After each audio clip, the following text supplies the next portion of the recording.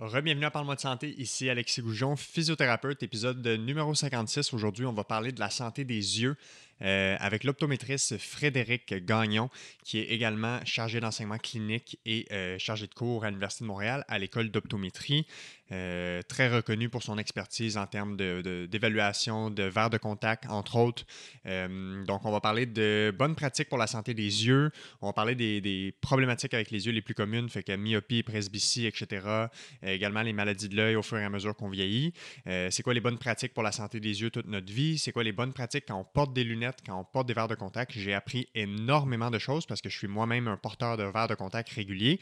Quoi d'autre qu'on a parlé? On a aussi parlé d'opération du laser. On a parlé de l'influence de la génétique sur la santé des yeux. Donc vraiment, on fait un bon tour de la santé des yeux en général.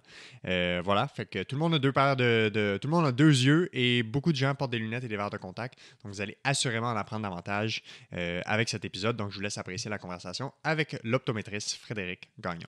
Le podcast est présenté par BIA Éducation. C'est un centre d'éducation pour les professionnels de la santé qui offre des formations en ligne et en salle dans une dizaine de thématiques différentes. Et à ce jour, c'est déjà plus d'une cinquantaine de formations à leur actif. Et pour la communauté du podcast de Parle-moi de santé, vous pouvez profiter d'un code rabais avec le code Goujon15 pour 15% de rabais sur leur formation à prix régulier.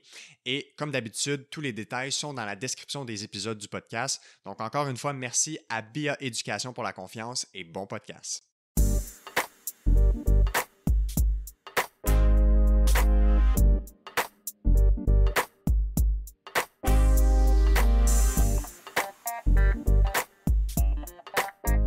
OK, on est parti. Frédéric Gagnon, bon matin, comment ça va? Bien, toi? Ça va super bien. Merci d'avoir accepté l'invitation. Tu es le premier optométriste que je reçois officiellement au podcast. C'est pas prévu que tu sois le dernier, mais on va plonger dans ton monde, le monde des yeux, la santé des yeux.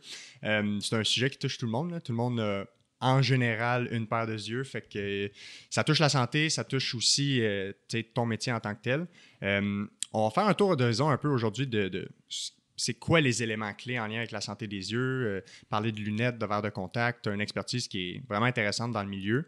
Peut-être juste pour commencer, donne-nous une idée de c'est quoi ton emploi du temps, qu'est-ce que tu fais dans la vie, c'est quoi ton expertise pour mettre la table sur pourquoi je t'ai invité aujourd'hui. Merci Alexis de ton invitation. Donc moi, ce que je fais dans la vie, je suis optométriste. J'ai gradué en 2007, puis après avoir gradué de mon diplôme en optométrie, j'ai fait une résidence en verre de contact qui m'a permis de rester à l'école comme enseignant, comme chargé de cours en fait.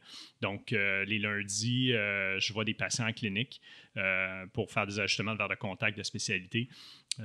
Donc, on voit beaucoup de gens qui ont eu des greffes de cornée, des cicatrices associées à des traumas, des gens qui ont une déformation de l'œil, un kératocone. Il y a beaucoup d'enfants aussi qui viennent nous voir pour du ralentissement de myopie par les verres de contact et d'autres techniques.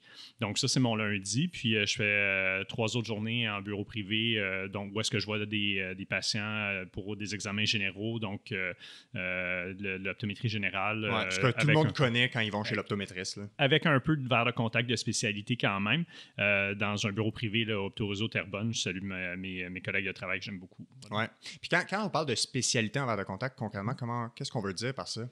Quand je parle de spécialité en verre de contact, c'est que justement, monsieur, madame, tout le monde qui va faire son examen, qui porte des lentilles souples, on en voit un petit peu dans notre clinique à l'école d'optométrie, mais c'est plus des références pour justement les ajustements plus spécialisés. Donc, des gens qui ont eu des greffes de cornée, c'est un profil de l'œil qui est irrégulier, puis il faut mettre des verres de contact semi-rigides qui vont, dans le fond, recréer une surface optique qui est plus uniforme, à travers laquelle l'image peut passer, puis qui vont mieux voir en tant que tel des patients. Donc, c'est des gens qui ont besoin de verres de contact pour mieux voir, ou est-ce que les lunettes font un petit peu moins le travail chez ces patients-là. Ouais. Puis, à travers ça, tu enseignes aussi à l'Université de Montréal, à l'école d'optométrie. Toi, tu es chargé de cours ou chargé d'enseignement clinique, c'est ça? Je suis chargé d'enseignement clinique, puis je fais 4 cours comme chargé de cours. C'est encore une fois des cours sur le verre de contact, donc les greffes de cornée et kératocone. Puis aussi, c'est ça, les lentilles sclérales, qui est une forme de lentille. Dans le fond, c'est la grosseur d'une lentille souple, mais complètement semi-rigide, perméable au gaz. gaz. Puis sinon aussi, j'ai un cours de cas clinique. Puis j'enseigne aussi à la faculté de pharmacie sur 2 heures sur les yeux rouges, les lames artificielles, les solutions de verre de contact. Ouais. Fait que beaucoup d'enseignement, beaucoup de vulgarisation, de la clinique en même temps. Fait que ça fait un beau hybride pour le podcast aujourd'hui. Exactement. En général, là, pourquoi on a autant, dans la société moderne, autant de problèmes avec les yeux? En général, je dis problème entre guillemets, là, mais du monde avec des lunettes, du monde avec des verres de contact. Pourquoi on est rendu là maintenant? En tant que tel, comment tu en parles, c'est une réaction assez commune de nos patients. Ils vont penser que vu qu'ils portent une correction, que c'est parce qu'il y a quelque chose d'anormal au niveau de leurs yeux, mais c'est excessivement rare que les gens vont avoir une prescription de zéro, aucune prescription de loin. Puis même ceux qui n'en ont pas, vers l'âge de 40 ans, ils vont avoir un petit peu de difficulté à lire les choses qui sont proches d'eux parce que la lentille à l'intérieur de l'œil qu'on appelle le cristallin devient plus dur avec l'âge. Donc, ce que je dis à mes patients, c'est que tout le monde, un jour, à un certain moment ou à un autre, va devoir porter des lunettes ou des verres de contact pour corriger sa vision. Mais oui, effectivement, si on parle d'épidémie ou en tout cas de problèmes qu'on entend davantage dans la société, là, c'est sûr qu'il y a un il y a beaucoup de presse par rapport à la myopie en tant que telle. Il y a définitivement une épidémie mondiale de myopie, beaucoup plus de myopes qu'il y en avait auparavant. Ça, on en parle vraiment beaucoup. Puis, depuis quelques années, il y a des études qui sont sorties pour valider justement des techniques pour essayer de ralentir la myopie, notamment, entre autres, avec des verres de contact soit souples qui vont changer comment la lumière rentre à l'intérieur de l'œil de jour, ou des verres de contact qui vont changer la forme de l'œil, qu'on appelle l'orthokératologie, qu'on porte de nuit. Puis, ça fait que la lumière qui rentre à l'intérieur de l'œil le jour, quand on les enlève, l'œil détecte qu'il y a moins besoin de pousser rapidement, puis ça ralentit la myopie. Il y a aussi des gouttes d'atropine qui sont utilisées. Il y a aussi des nouvelles lunettes aussi avec des alvéoles ou il y a un profilage dans le verre de la lunette qui va faire que la lumière rentre à l'intérieur de l'œil de façon différente, puis l'œil détecte qu'il y a moins besoin de pousser. Encore une fois, une autre méthode optique pour ralentir la myopie. Fait qu'il y a une partie de ce qu'on pourrait appeler la normalité du vieillissement de l'œil, comme le vieillissement de toutes les parties du corps. Notre audition peut baisser avec l'âge, la peau va rider, on va avoir les cheveux gris, nos articulations vont vieillir un petit peu. Fait qu'il y a une partie de ça qui est normale. Exactement. Avec le vieillissement de l'œil. Exactement. Sauf que ce que je disais à mes patients, c'est que vieillir, c'est pas une maladie. Si on va pas bien ou que on a quelque chose, on a un problème, il faut venir consulter pour voir qu'est-ce qu'on peut faire pour essayer d'améliorer ou le prévenir ou faire des traitements par rapport à ça. Fait que c'est pas parce qu'il y a une partie de ça qui est normale qu'il n'y a pas de solution pour remédier à ça. Exactement, on est là pour vous. Puis, c'est quoi le rôle de la génétique là-dedans, dans la santé de nos yeux, dans la myopie? Il y en a qui portent des lunettes beaucoup plus jeunes. Il y en a qui n'en ont pas vraiment de problème toute leur vie jusqu'à temps qu'ils sont vieux. Puis là, c'est plus, je pense, la vision de proche qui est affectée. Comment on peut expliquer le rôle de la génétique là-dedans? C'est une super bonne question que tu me poses. Dans une autre vie, j'ai fait un bac en biologie médicale puis de la recherche en génétique, justement. Ouais. Puis la génétique a beaucoup à voir dans le fond, les yeux. Mais comme n'importe quel problème de santé, il y a toujours une portion génétique puis environnementale aussi. Les habitudes des gens vont avoir un impact par rapport à ça. Mais si je parle de génétique en soi, on parlait de la myopie en tant que telle. Quand on a 2 parents qui sont myopes, fort myopes encore plus, on a beaucoup plus de chances que les enfants le soient davantage. Il y a aussi des gens qui, dans la famille, ont un strabisme. Si je ne me trompe pas, les dernières statistiques que j'avais vues, c'est à peu près, on a 25% plus de chances d'avoir de strabisme si nos parents en avaient. Puis le strabisme, c'est quoi concrètement? C'est un œil qui dévie vers l'intérieur ou vers l'extérieur ou en haut, en bas. Puis ça fait que c'est ça. Donc, les 2 yeux ne travaillent pas aussi bien ensemble. Donc, ce qu'on appelait un œil croche, là, dans le fond, dans un langage un peu plus vulgarisé. Ouais. La dégénérescence maculaire, si dans la famille, il y en a qui en ont eu, on est plus à risque de ça. Le glaucome aussi, qui est la pression élevée dans les yeux ou pas nécessairement élevée, mais où est-ce que le nerf optique est affecté. Le câble qui relie l'image de notre cerveau, c'est ça, les gens qui ont ces maladies-là, leur descendance ont plus de chances d'en avoir. Mais il y a une grosse portion aussi environnementale dans tout ça.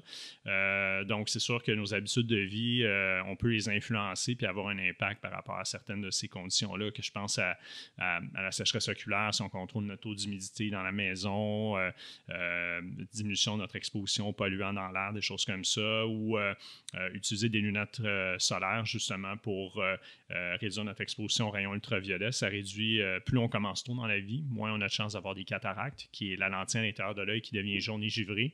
Puis j'ai parlé de dégénérescence maculaire. La macula, c'est le tissu qui est le plus mince, qui est très, très mince à l'intérieur de l'œil, qui est dans le centre de notre vision. C'est l'endroit où est-ce qu'on a la précision de notre vision. C'est une petite structure, mais qui est très, très, très vitale. Vu que le tissu est très, très mince, pour que la lumière puisse parvenir au photorécepteur et donner une précision de la vision, mais ça fait que ce tissu-là, le désavantage, il est très sensible aux rayons ultraviolets. Puis l'idée, c'est que plus on commence à mettre des lunettes solaires, moins on a de chances d'avoir de dommages dus aux rayons ultraviolets dans cette structure-là. Parce que c'est irréversible après ça. Ouais. Il n'y a pas de traitement. Ouais, c'est ça. Il y a certaines pathologies de l'œil qui sont irréversibles, puis qu'on peut on peut essayer de freiner ou ralentir, là, exactement, mais qu'on ne peut pas régler. Donc, la dégénérescence maculaire, quand il y a des saignements, il va y avoir des injections qui vont être faites par un ophtalmologiste. Mais sinon, celle qu'on appelle sèche en tant que telle, où est-ce qu'il y a juste des dommages aux rayons ultraviolets puis des drusones qui se créent, bien, ça, c'est seulement des vitamines qui peuvent les ralentir, mais on ne peut pas revenir en arrière en tant que tel. Même chose pour le glaucome. Le glaucome, c'est le câble qui relie l'image au cerveau, dans le fond, qui vient s'effriter, dans le fond, mais les fibres de ce câble-là qui meurent, on ne peut pas les régénérer. C'est un tissu... le nerf optique, c'est un des seuls endroits dans le corps humain où est-ce qu'on est capable d'avoir une prolongation du cerveau. Tout ce qui est neurones, tous les câblages, les fils qui permettent dans le fond, ramener les influx nerveux à notre cerveau, incluant les images de la vision. Mais si ça meurt, on ne peut pas les régénérer en tant que tel, ou c'est extrêmement difficile. Donc, on ne peut pas revenir en arrière lorsqu'on a du glaucome. Donc, c'est important de le prévenir. Puis, une des préventions, c'est de faire un examen de la vue là, à chaque 2 ans pour la majorité de la population, aux années pour les enfants, vu qu'ils grandissent rapidement. Puis, les personnes âgées qui sont plus à risque d'avoir des problèmes de santé des yeux, ben, on fait ça une fois par année. Puis, l'optométriste est là, dans le fond, comme un peu le généraliste de l'œil pour faire de la prévention, puis traiter et ou référer à un ophtalmologiste s'il y a une chirurgie ou quelque chose qui permettrait à ces patients-là de les aider. Puis, tu sais, concrètement, si on parle plus en détail de myopie, je pense que c'est peut-être la chose que les gens connaissent le plus ou la chose la plus fréquente, là, j'imagine. Moi, je porte des lunettes depuis que je suis en 2e, 3e année du primaire. Fait que ça, c'est quoi? C'est autour de 8-9 ans. Y a-t-il un âge à laquelle on devrait amener nos enfants? T'sais, à partir de quel âge on devrait amener nos enfants chez l'optométriste puis commencer à avoir un suivi régulier?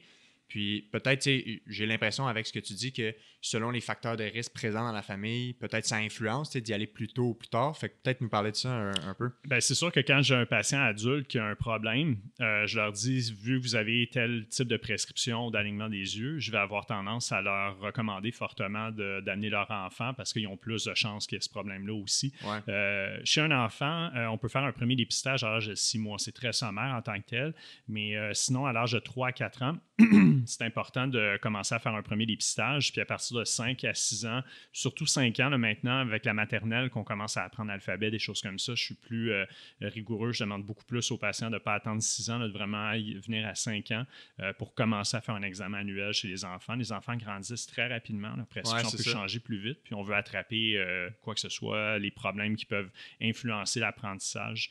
Mais ce que je dis à tous les parents, c'est que peu importe les recommandations que je viens faire d'examen de routine, si l'enfant a un œil rouge, un œil qui dévie vers l'intérieur, vers l'extérieur ou qui est croche, définitivement, on n'attend pas 5-6 ans pour venir voir un optométriste ni 3 à 4 ans. On peut venir plus tôt à ce moment-là.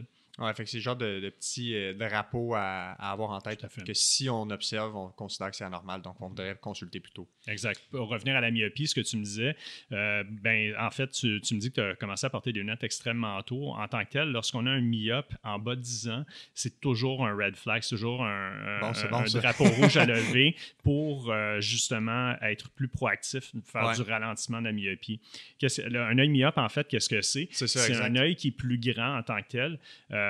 Parce que, dans le fond, plus l'œil est grand, plus on va avoir la myopie, puis ça donne la difficulté à focusser les choses qui sont loin de nous. Donc, on voit les choses floues. On a besoin des lunettes ou des verres de contact ou une chirurgie au laser pour y remédier. Pas chez les enfants, là, mais chez les adultes. Ouais. Puis, dès qu'on commence à avoir de la difficulté à voir les choses au tableau chez un enfant, l'enfant plisse des yeux, est obligé de se rapprocher du tableau, demande d'être assis en avant pour bien voir ce qui est assis au tableau. C'est souvent des symptômes qui indiquent qu'il faut absolument aller voir l'optométriste si l'enfant n'a pas eu d'examen de la vue déjà. doit en avoir un. Sinon, c'est de mettre à jour probablement sa prescription qui a probablement augmenté. Donc, dès qu'on a un enfant en bas de 10 ans qui a de la myopie, c'est une myopie qui a le potentiel de devenir plus élevé puis d'augmenter plus rapidement. Donc, eux pourraient devenir ce qu'on appelle des forts myopes. Exactement. C'est eux qui sont plus à risque. Ouais. Pourquoi on ne veut pas avoir de forte myopie en tant que telle? Ce que je dis à mes patients, le défaut optique de l'œil, c'est pas un problème. Je suis capable de corriger avec des verres de contact, avec des myopies très élevées. Ouais. Le problème avec un œil myope, c'est que c'est un œil qui est très grand. Donc, un œil grand en tant que tel, si on imagine la rétine, l'écran de l'œil, on a tous le même montant d'une personne à l'autre, mais plus ton œil est grand, plus la rétine va devoir être étirée et mince. Okay, ouais, donc, elle est plus sous tension en périphérie, puis on est plus à risque de décollement de rétine quand on va être plus vieux. Okay. Ça, c'est la condition qui est la plus, dans le fond, crainte par les ophtalmologistes, un décollement de rétine. Donc, les techniques de ralentissement de la myopie permettent de réduire ces risques-là à long terme. Donc, dès qu'on a un fort myope ou un enfant très jeune qui commence à avoir de la myopie, on va être très proactif pour justement utiliser les méthodes optiques pour les ralentir, que ce soit les lunettes anti-myopie, des verres de contact de jour multifocaux ou sinon les verres de nuit d'orthokératologie dont j'ai parlé tantôt. Puis sinon, il y a aussi les gouttes d'atropine diluées qui peuvent être utilisées aussi. Puis ça, c'est-tu récent, ces technologies-là? C'est les technologies qui permettent de ralentir la myopie. Ça fait combien de temps qu'on a ça et qu'on sait que c'est efficace? Ça faisait plusieurs années que ça existait, mais il y a un gros buzz autour de ça. Puis je dirais que depuis 5 à 10 ans, ça devient de plus en plus un standard of care, une chose qui est plus établie puis qui est plus standard. Exactement maintenant. Donc, on fait beaucoup de recherches à l'école d'optométrie, entre autres, pour ça. Mes collègues là, sont des leaders mondiaux par rapport à ça. Ah ouais, donc, je suis vraiment exposé à ça. On voit beaucoup de patients à l'école d'optométrie à cause de ça. Il y a des recherches cliniques même qui se font sur certains verres de contact là-bas. Puis, les autres pathologies aussi auxquelles un œil myope est exposé ou est-ce que les risques sont augmentés, plus de chances d'avoir de cataracte puis de glaucome aussi, qui est ce que j'expliquais tantôt, le câble qui relie l'image au cerveau, dont les fibres s'effritent. Donc, c'est des pathologies qu'on essaie de... Si on est capable de diminuer le risque de ces pathologies-là plus tôt dans la vie, mais on le fait pour la santé des yeux des patients plus tard. Puis c'est quoi qui fait en sorte qu'avec ces technologies-là pour ralentir la myopie, c'est quoi qui fait en sorte que ça fonctionne? Puis de ce que j'en comprends, vu qu'il y a différentes options, est-ce que ça agit sur différents mécanismes pour ralentir la myopie ou comment ça fonctionne? Pour ce qui est de l'atropine, c'est encore un peu difficile à comprendre exactement. On ne sait pas si c'est une question de diamètre de la pupille qui a un effet optique au niveau de l'œil. On ne sait pas si c'est un effet sur l'accommodation, le système de focus de l'œil. On ne sait pas s'il y a un effet pharmacologique carrément sur certains récepteurs au niveau des yeux. Il y a beaucoup d'études par rapport à ça. Il essaie de le comprendre encore. Ouais. Pour les gouttes d'atropine, ça fait super longtemps que ça existe. Une version diluée d'un médicament qui était utilisé dans le passé. Maintenant, pour ce qui est des méthodes optiques, c'est qu'on croit que de la façon dont la lumière rentre à l'intérieur de l'œil, elle est déviée, puis l'œil détecte qu'il y a moins besoin de pousser rapidement. Les études qui ont cours présentement, entre autres, avec mes collègues à l'école d'optométrie à l'Université de Montréal, on pense beaucoup qu'il y a un effet sur la choroïde. Donc, la choroïde, c'est le tissu, dans le fond, nourricier avec les vaisseaux sanguins qui va nourrir, dans le fond, la rétine, l'écran de l'œil. C'est ça, on pense que c'est à travers un mécanisme, à travers ça, que l'œil détecterait qu'il y a moins besoin de pousser. Donc, les méthodes optiques changent comment la lumière rentre à l'intérieur de l'œil. C'est comme ça que je l'explique à mes patients, puis l'œil détecte qu'il y a moins besoin de pousser. Quand tu parles de pousser, c'est-tu grossir? Grandir, exactement. Grandir, c'est ça, parce que la myopie, c'est que l'œil est trop gros. Grand. Donc, on parle de longueur axiale, la longueur de l'œil. En fait, quand de plus en plus dans les bureaux d'optométrie qui font du contrôle de la myopie ou du ralentissement de la myopie, on a des biomètres. Un biomètre, c'est un instrument pour mesurer la longueur de l'œil.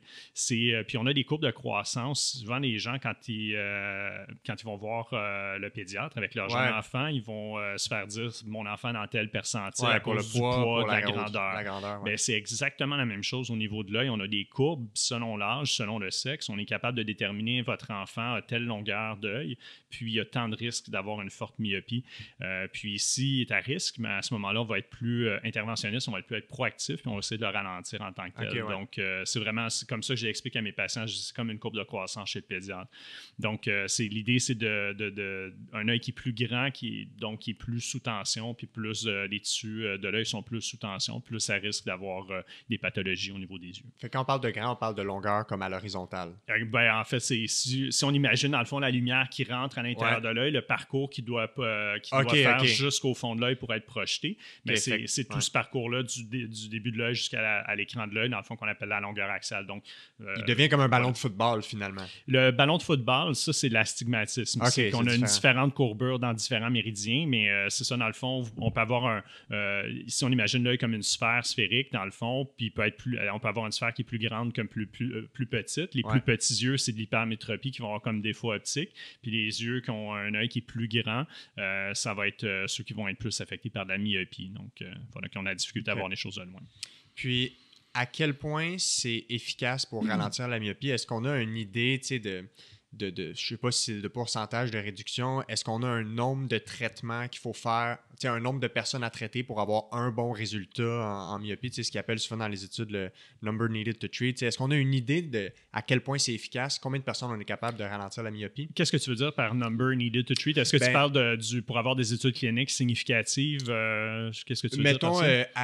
C'est quoi la grandeur des effets qu'on peut avoir à réduire la myopie? Fait que, par exemple, si on a 100 enfants chez qui on veut réduire la myopie, on fait un traitement pour 100, il y en a environ combien que vraiment on a un effet sur le long terme qu'on a bien réduit la myopie? Je vais répondre à ta question de façon différente. Ça revient à ça en tant que tel, mais les études cliniques par rapport aux différentes méthodes de ralentissement de la myopie, chez les verres de contact souples multifocaux, on a du 30 à 50 % de ralentissement de la myopie.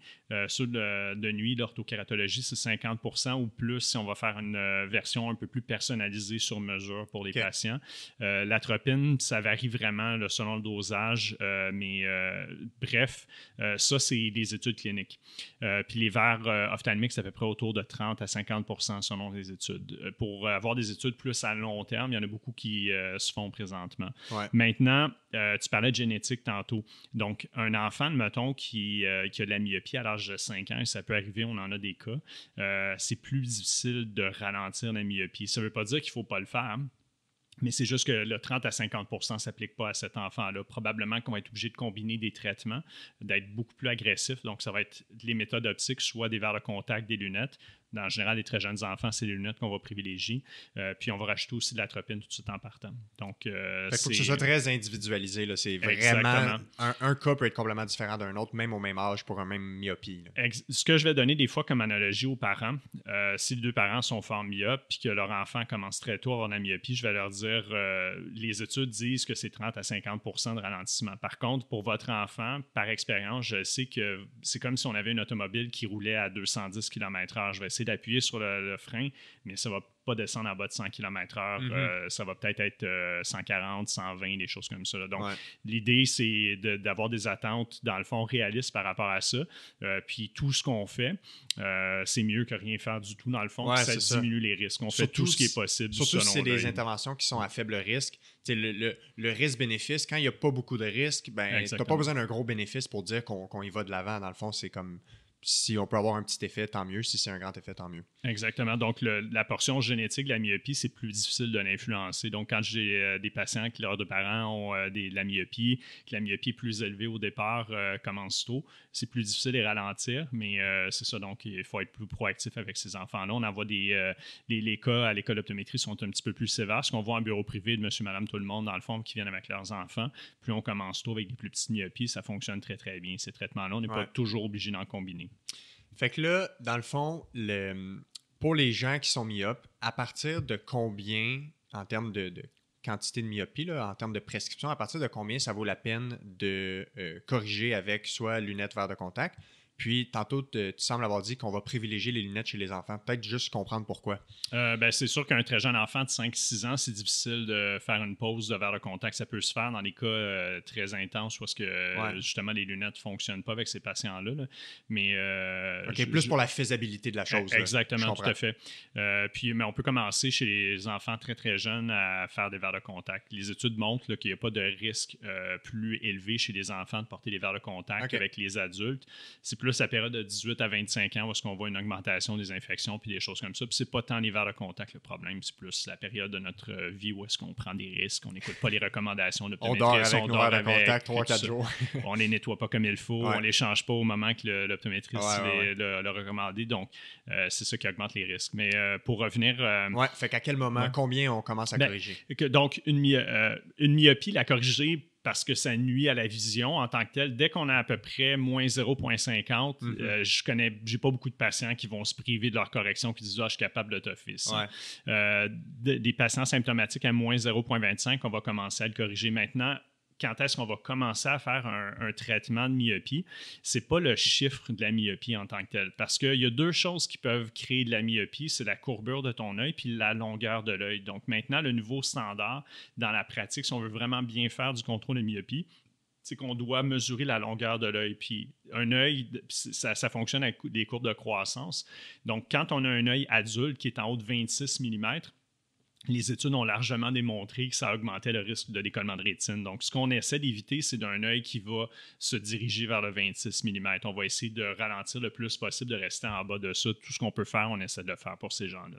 OK. Fait qu'il y a puis j'imagine que quand on fait des suivis dans le temps, par exemple, on commence un contrôle à 5-6 ans, quand on fait des suivis dans le temps, si on voit que le rythme de croissance de cette longueur ou de cette grandeur de l'œil-là s'accélère, c'est un facteur qui va... C'est quelque chose qu'on va allumer pour dire, OK, ça semble s'accélérer. Fait que là, on pourrait peut-être intervenir de façon plus agressive. En général, si on fait des techniques de contrôle de myopie, c'est pas supposé faire accélérer la croissance en tant que tel. On essaie de bend the curve, qu'on dit en anglais, okay, donc de ralentir la courbe. Chez certains patients, on est capable de l'aplatir, on est capable de le ralentir davantage que d'autres. Maintenant, tu amènes un super bon point. Quand est-ce que ça accélère? Donc, quand j'ai parlé d'un enfant en bas de 10 ans qui a de la myopie, dès qu'on a de la myopie en bas de 10 ans, on sait que il va avoir une poussée de croissance chez cet enfant-là, puis que là, il va grandir rapidement. Donc, c'est pour ça qu'on est encore plus agressif.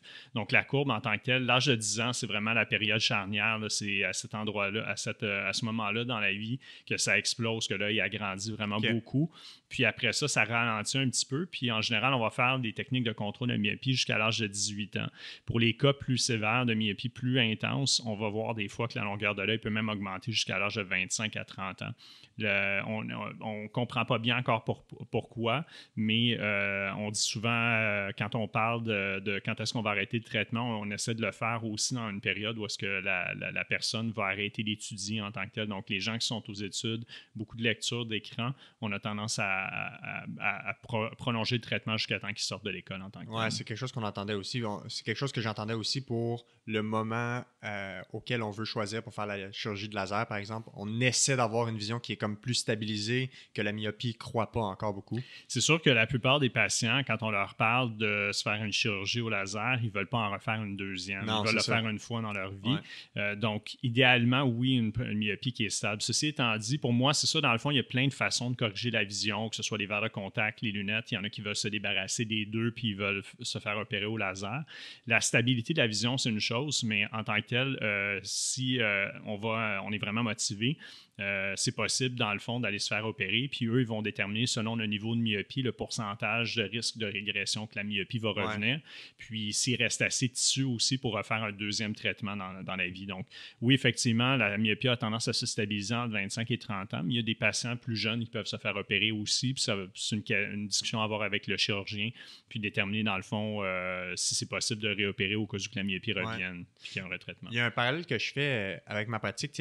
Souvent, les gens, mettons, pour leur blessure, leur douleur, ils vont beaucoup me demander c'est quoi ton avis sur ce traitement-là? Ou est-ce que tu penses que je devrais me faire opérer? Est-ce que tu penses que je devrais juste le traitement conservateur qu'on appelle? Puis, c'est rarement noir ou blanc. Souvent, il y a beaucoup de nuances. Puis, quand on analyse la littérature sur les options de traitement pour une blessure, il y a souvent multiples options. Puis, les options ne sont pas tout le temps les meilleures selon la personne. Le parallèle que je vois avec ce que toi, tu fais comme métier, comment tu fais pour conseiller un patient quand sa question, c'est qu'est-ce que tu penses de est-ce que je devrais me faire opérer au laser?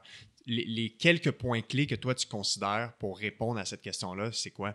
C'est une super bonne question que tu poses. Je pense de la vision traditionnelle de la médecine, c'est on prescrit un antibiotique puis on guérit. Ouais. C'est passé à on fait des études cliniques puis il y a des pronostics bons, meilleurs, il y a des traitements recommandés puis on vous recommande le meilleur. Mais de plus en plus, l'approche moderne avec les patients, c'est justement de leur présenter différents. Les patients veulent de plus en plus un peu magasiner leur Ouais, diagnostic. ben, ils veulent puis leur comprendre aussi traitement. les options. Ils veulent comprendre, puis c'est super.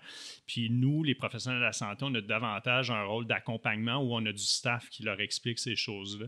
Donc, auparavant, c'était beaucoup de proposer le traitement A, mais maintenant, c'est d'exposer les différentes options de traitement A, B, C, puis d'accompagner le patient là-dedans. Donc, en tant que tel, comme j'expliquais par rapport à comment on corrige notre vision, je te l'ai dit un petit peu plus tôt, dans le fond, pour moi, c'est une question de choix. Il n'y en a pas un qui est meilleur que l'autre. Il y en a qui veulent des lunettes, il y en a qui préfèrent les verres de contact, il y en a qui veulent se débarrasser ou ils veulent alterner entre les deux. Il y en a qui veulent se débarrasser complètement de lunettes et de verres de contact puis qui veulent se faire opérer au laser. Donc, rendu là, à ce moment-là, moi, mon rôle, c'est de les accompagner là-dedans. C'est juste que certains, puis encore une fois, c'est toujours risque versus bénéfice, dans le fond. Puis il y a certains patients, des fois, qui ont un petit peu de sécheresse en verre de contact, puis je leur dis, ben si vous avez de la sécheresse en verre de contact, effectivement, c'est peut-être pas nécessairement une bonne idée d'aller se faire opérer. Peut-être que vous en avoir encore, puis même plus, des fois, après la chirurgie au laser. Il y a d'autres patients, des fois aussi, par contre, c'est l'inverse. J'ai des patients qui sont en verre de contact puis qui en abusent. Ils dorment avec, ils ne les changent pas au bon moment, ils ne les frottent pas, ils n'utilisent pas la bonne solution comme je leur recommande. Puis là, rendu là, ça met leurs yeux à risque d'infection. Puis je me dis, tant qu'à faire, ils sont peut-être mieux d'aller se faire opérer au laser. Ils vont avoir une fois une chirurgie au laser dans leur vie, puis ça va être réglé après par rapport à ça. Donc, les éléments à considérer, c'est un peu la stabilité de la myopie, mais pas tant que ça, comme je viens de l'expliquer. Mais si le patient a les yeux secs, il y a eu un petit peu de presse par rapport à ça là, dernièrement. Il faut faire attention avec les patients, donc justement là, de s'assurer qu'ils comprennent que peut-être qu'ils vont avoir besoin de mettre des lames artificielles, des gouttes pendant un certain temps, puis des fois peut-être de façon plus régulière. Donc, c'est toujours risque versus bénéfice, puis voir qu'est-ce qu'ils veulent faire. Mais c'est une technologie qui est très sécuritaire. Ça fait plusieurs années. On est des leaders mondiaux au Canada, entre autres, en chirurgie au laser. Je dis souvent, en médecine, souvent, c'est les États-Unis qui sont les leaders en médecine, mais en termes de verre de contact, le Canada, on n'a rien à envier. Puis la chirurgie au laser, ça a beaucoup été développé à Montréal, entre autres. Donc, oui, on est des leaders mondiaux là-dedans. Donc, puis ça fait depuis les années 90, dans le fond, c'est une technologie qui est éprouvée. Donc, qui est très sécuritaire. J'interromps le podcast 2 petites secondes pour vous parler de BIA Éducation. Je vous parle de la prévente pour leur abonnement scientifique. BIA lance leur nouveau site et je ne sais pas pour vous, mais souvent, on manque de temps comme professionnel de la santé pour se tenir à jour sur les meilleures pratiques en termes de lecture d'articles scientifiques et BIA propose une solution à ce problème-là qui est son abonnement scientifique. Donc, des résumés d'articles qui se lisent en moins de 5 minutes, c'est possible grâce à BIA avec leur nouvelle plateforme, leur nouvel abonnement. Et jusqu'au 1er septembre, vous pouvez fixer votre prix annuel pour 125,99 par année. C'est vraiment pas cher, ça permet de sauver du temps pour vous tenir à jour avec les meilleures pratiques. Et voilà, c'est une pré-vente pour cet abonnement scientifique. Donc, tous les détails, évidemment, seront dans la description des épisodes du podcast. Et comme d'habitude, si vous voulez profiter de code rabais pour vos autres formations en ligne avec BIA Éducation, c'est possible avec le code Goujon15 pour 15% de rabais sur leur formation en ligne à prix régulier. Ouais. Quand je regarde comme ma pratique, elle a évolué dans ma façon d'aborder les choix de traitement avec mes patients. Puis, ça fait 5 ans que je suis physio, fait que j'ai pas encore 15-20 ans. Mais déjà, je peux voir que les 2-3 premières années, j'étais beaucoup dans « je sais ce que tu dois avoir et voici ce que tu devrais faire ». Puis je m'acharnais beaucoup à faire adhérer à ce plan de match-là. Versus, puis tu sais, avec le temps, on gagne en expérience, on se forme mieux, on comprend, tu sais. En tout cas, en physio, quand tu gradues, tu es très dans le physique, dans la pathologie, puis plus tu évolues, après ça, tu t'améliores à être capable de comprendre l'être humain puis les facteurs autres qui peuvent intervenir. Puis je vois que tu es d'accord avec, c'est probablement, il y a un parallèle avec ton métier. Mais c'est ça, puis avec le temps, ben, je comprends mieux que les gens ont des attentes, des besoins, puis ils ont des contextes puis des contraintes qui font que c'est pas toujours possible d'intégrer le plan de match parfait. Fait que c'est plus de voir, ben voici les options. C'est peut-être pas le meilleur plan de match pour toi, mais si c'est le seul plan de match que tu es capable d'appliquer, ben c'est quand même là où on va avoir le plus de gains. Fait que toi, est-ce qu'avec l'évolution, tu sais, toi, ça fait beaucoup plus d'années que tu pratiques, est-ce qu'il y a eu un genre d'évolution dans ta façon d'intervenir avec les patients aussi? Ah, définitivement, oui. Ben, c'est d'actualité. C'est une époque aussi avec tout ce qui est les médias sociaux, l'Internet, les informations qui circulent là. Les patients sont beaucoup plus éduqués. On parle beaucoup justement des gens qui vont aller sur Internet pour s'autodiagnostiquer, mais je dois l'avouer, mes patients sont mieux informés sur leurs yeux yeux, qu'avant. Ils comprennent plus de choses. Puis l'importance de venir nous voir, pas juste pour vérifier s'ils ont besoin de lunettes, mais leur santé des yeux. Mais oui, effectivement, ma pratique, elle a beaucoup évolué. Tu parlais qu'on est très, justement, le nez dans la pathologie. Ouais. Quand tu gradues, tu apprends à gérer des êtres humains, effectivement. C'est ça, exact. C'est complètement différent. Entre autres, quand j'enseigne à l'école d'optométrie en clinique, il y a des fois des occasions où est-ce qu'il va y avoir de la gestion de patients. Je vais dire des fois à l'étudiant, peut-être que tu ne vas rien apprendre au niveau optométrique, scientifique, mais tu vas apprendre à comment gérer une situation, conflit, des choses comme ça. Puis j'essaie beaucoup de donner des trucs de communication, puis d'expliquer comme le côté justement plus communication, puis de véhiculer le message, puis comment aborder certains traitements ou options. En contrôle de myopie, justement, il y a certains patients qui sont inquiets de dormir avec des verres de contact, d'autres pas. Il y en a qui, justement, comprennent pas nécessairement que ça peut avoir des risques, justement, de dormir avec le verre de contact ou de traiter les myopies plus élevées. Puis c'est toute une question d'essayer de communiquer puis discuter avec les patients. Mais c'est ça, je vais citer mon professeur Nargis Michaud, que je salue, là, mais l'ancien directeur de l'école d'autométrie, mais qui est professeur justement en verre de contact. Mais quand il nous enseignait, il disait quand on présente des options à un patient, il faut présenter l'option A, B, C. Notre travail, c'est de dire la meilleure option, c'est laquelle, mais d'accompagner le patient dans celle qu'il va choisir. Puis j'aime mieux qu'il fasse quelque chose de façon supervisée avec moi. Puis si ça ne fonctionne pas, qu'on puisse changer ensemble plutôt qu'il à le faire sur le coin de la table avec quelqu'un d'autre ou avec Docteur Internet. Puis de toute façon, ce que j'explique beaucoup à mes étudiants quand j'enseigne, c'est même si ce n'est pas le meilleur traitement qui a été choisi ou ce que vous avez recommandé n'a pas été accepté par votre patient, mais en tant que tel, on a semé la graine, puis plus tard, des fois, le patient, après quelques années, quelques mois, il va se résoudre, il va en venir à accepter, dans le fond, l'option qu'on a proposée chez ces patients. Ouais. Mais ça, c'est un autre élément. Souvent, on est pressé à ce que le changement se fasse, puis on est pressé à ce que la bonne intervention soit faite. Mais tu sais, le parallèle que je fais tout le temps avec les gens en blessure, en douleur, ta carotte, là, tu peux pas tirer, t'as bien beau tirer dessus, elle va pas pousser plus vite. Fait que des fois, il y a des gens qui ont besoin de plus de temps, ils ont besoin de macérer l'information, de réfléchir, puis d'être capable de prendre une décision sur le long. Tout à fait. Puis même, c'est ça, le traitement aussi que vous faites, c'est sur longue haleine. Moi, je suis un coureur, puis c'est ça m'est arrivé, je me suis blessé. Puis on peut même avoir des douleurs chroniques. Puis je me rends compte, avec la patience, avec le temps, ça peut prendre 6 mois, 1 an avant qu'on commence on se dit, la douleur est partie, ou que là, je commence à avoir vraiment un bénéfice. Mais il y a beaucoup de parallèles entre votre travail puis le nôtre aussi. Je pense qu'une des choses qui ressemble le plus à la physiothérapie puis au traitement que vous faites à long terme, dans le fond, de rééducation. Oui, il y a l'alignement des yeux, qu'on peut faire la rééducation au niveau des yeux, mais la sécheresse oculaire, c'est comme le glaucome de l'optométrie que j'appelle souvent. On ne guérit pas de ça fait juste empirer avec le temps. Puis c'est prouvé dans les études que même quand on fait des traitements vraiment très exhaustifs avec des immunomodulateurs, des molécules pharmacologiques, on a trouvé une recette pour le patient. Il y a seulement 25 à 30% des patients qui, après 1 an, continuent le traitement, fait qu'ils se retrouvent à crasher puis à nous voir. L'adhérence est difficile sur le long terme. Exactement. C'est mieux d'avoir quelque chose de plus facile à adhérer, même si c'est moins efficace, mais qui va durer sur le long terme des fois. Ça dépend.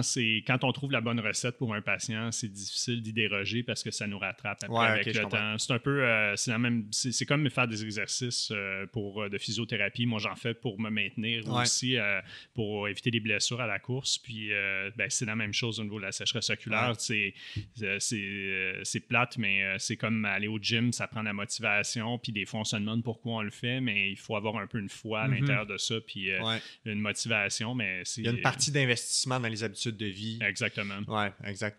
Ça m'a fait penser, il y a un point là, que j'avais en tête dans la pratique privée. Tu sais, l'optométrie, on a accès à un optométriste, c'est en bureau privé. La physiothérapie, c'est en bureau privé. Tu sais, même chose en psychologie, etc. Des fois, j'ai l'impression que les gens vont juste aller consulter. Je ne sais pas, peut-être moins en optométrie parce que les examens de la vue, comme le dentiste, on dirait que c'est vraiment ancré, en tout cas dans la société au Québec ici, c'est comme tout le monde va chez l'optométriste ou la majorité des gens pour contrôler leur vue. Même chose chez le dentiste. Après ça dépend du statut socio-économique. Mais mettons, moi, dans mon expérience en blessure, en douleur, souvent les gens vont aller en physio juste quand le problème est rendu souffrant. Tu sais, c'est plus juste les gens ont mal, les gens ils souffrent. Puis des fois, ça peut être difficile de voir la valeur d'y aller plus tôt en prévention. Fait que tu sais, quand le bobo commence, puis que ça prendrait juste une, deux, trois séances pour régler le problème, versus quand ça déboule, puis que là, c'est rendu chronique 6 mois, 1 an, 2 ans, 5 ans, puis que là, ça peut prendre, comme on parlait tantôt, 6 mois, 1 an à régler un problème. Est-ce qu'il y a un parallèle à faire? Tu sais, je pense aux parents, peut-être qu'ils pourraient avoir moins de moyens ou qui sont moins conscients de l'importance de faire un suivi de la vue chez leur enfant.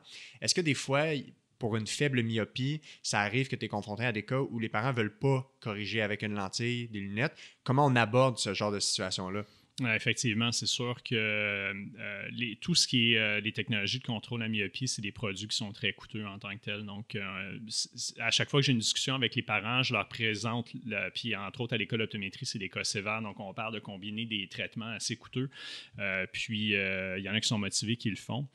Parce qu'ils comprennent c'est quoi l'utilité de tout ça. C'est comme les gens sont de plus en plus un peu exposés aux broches avec l'orthodontiste, puis c'est des traitements assez coûteux. Fait que je pense qu'on est en train d'un peu ressembler à ça comme profession, puis nos patients nous suivent là-dedans.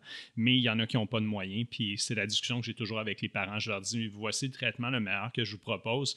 Je comprends, mettons que les gouttes d'atropine, si ce n'est pas couvert par la Régie de l'assurance maladie du Québec ou votre assurance, que vous ne pouvez pas vous le permettre. Parce qu'encore une fois, je parle de génétique.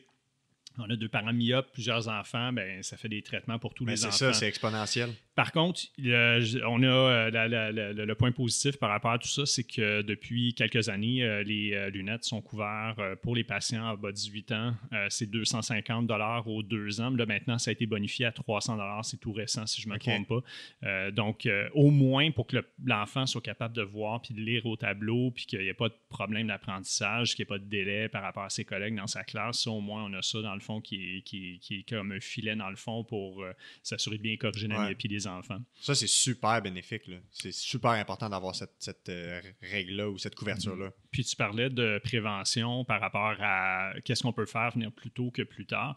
Fait que c'est le moment où est-ce que je veux vraiment éduquer mes patients par rapport à l'importance de faire un examen de la vue. Donc, quand les gens vont chez l'optométriste, ils n'aiment pas ça, se faire donner un petit jet d'air dans l'œil ou mesurer la pression avec des gouttes, puis on va toucher l'œil. On a une nouvelle technique, l'eye care, qui fonctionne super bien, qui a une petite sonde, que ça va encore mieux. Mais les gens, souvent, quand ils vont chez l'optométriste, ils retiennent les gouttes, puis mesurer la pression, ils n'aiment pas ça. Mais la pression dans les yeux, quand ça monte, on n'a pas la vision floue, on a pas mal. Donc, c'est impossible de savoir que notre pression dans les yeux, elle est élevée. Ah ouais, hein? Le problème avec ça, c'est que c'est silencieux dans le fond. Puis si on passe plusieurs années sans consulter un optométriste, on peut avoir un glaucome extrêmement avancé qui aurait pu être prévenu par des gouttes, par des chirurgies. Puis c'est extrêmement triste parce qu'on ne peut plus revenir en arrière. Puis c'est une des causes de cécité qu'on peut prévenir dans un système de santé nord-américain, occidental, où est-ce qu'on a accès aux services. C'est inacceptable de nos jours. Ça peut mener les gens à devenir aveugles. Oui, tout à fait. On a des patients des fois qui viennent. J'ai déjà vu des patients qui vont à une clinique de chirurgie au laser, puis ils disent je vois pas bien, je vais me faire opérer au laser, mais c'est pas parce qu'ils voient pas bien, parce qu'ils ont besoin de lunettes, c'est parce que carrément leur œil est rendu complètement glaucomateux, le nerf optique est presque cop-out, le câble qui relie l'image au cerveau, il est presque disparu au complet. Des gens qui ont pas, dans le fond, qui sont pas allés chez l'optométriste de façon régulière. Juste hier, j'avais un patient dit je vois plus bien le nom des rues, la télé, je vois plus bien, je vois des halos autour des lumières. Puis, visiblement, ce patient-là, ça faisait des années qu'il n'avait pas consulté. Puis, il y a des cataractes dans ses yeux. De faire un examen régulier aurait pu prévenir ça, dans le fond, puis pas qu'il se rende à un moment où est-ce qu'il y a une perte de qualité de vie significative. On aurait pu l'attraper plus tôt. Parce que c'est quand même 6 à 12 mois pour se faire opérer, si c'est pas plus, dans certains contextes, dans certaines régions. Donc, de venir voir l'optométriste plus rapidement, ça permet de préserver une qualité de vie, dans le fond, associée à notre vision. Puis, quand on a besoin d'intervenir, justement, de référer plus rapidement pour éviter justement que ça... comme ce patient-là, il est limite, dans le fond, pour la conduite automobile pour le moment, mais je ne sais pas si dans 6 mois, il va en perdre encore plus, puis il va être obligé d'abandonner son volant pour un certain temps avant qu'il se fasse opérer. J'ai l'impression que souvent, quand on parle de prévention, puis de pouvoir faire des choses en amont avant que ça dégénère, des fois, j'ai juste l'impression que les gens n'ont pas l'information ou ne savent pas la valeur de cette prévention-là. Quand on parle d'habitude de vie, c'est comme des intérêts composés à la bourse. Là. Le temps, c'est ton meilleur ami. Plus tu commences tôt, puis plus ça fructifie.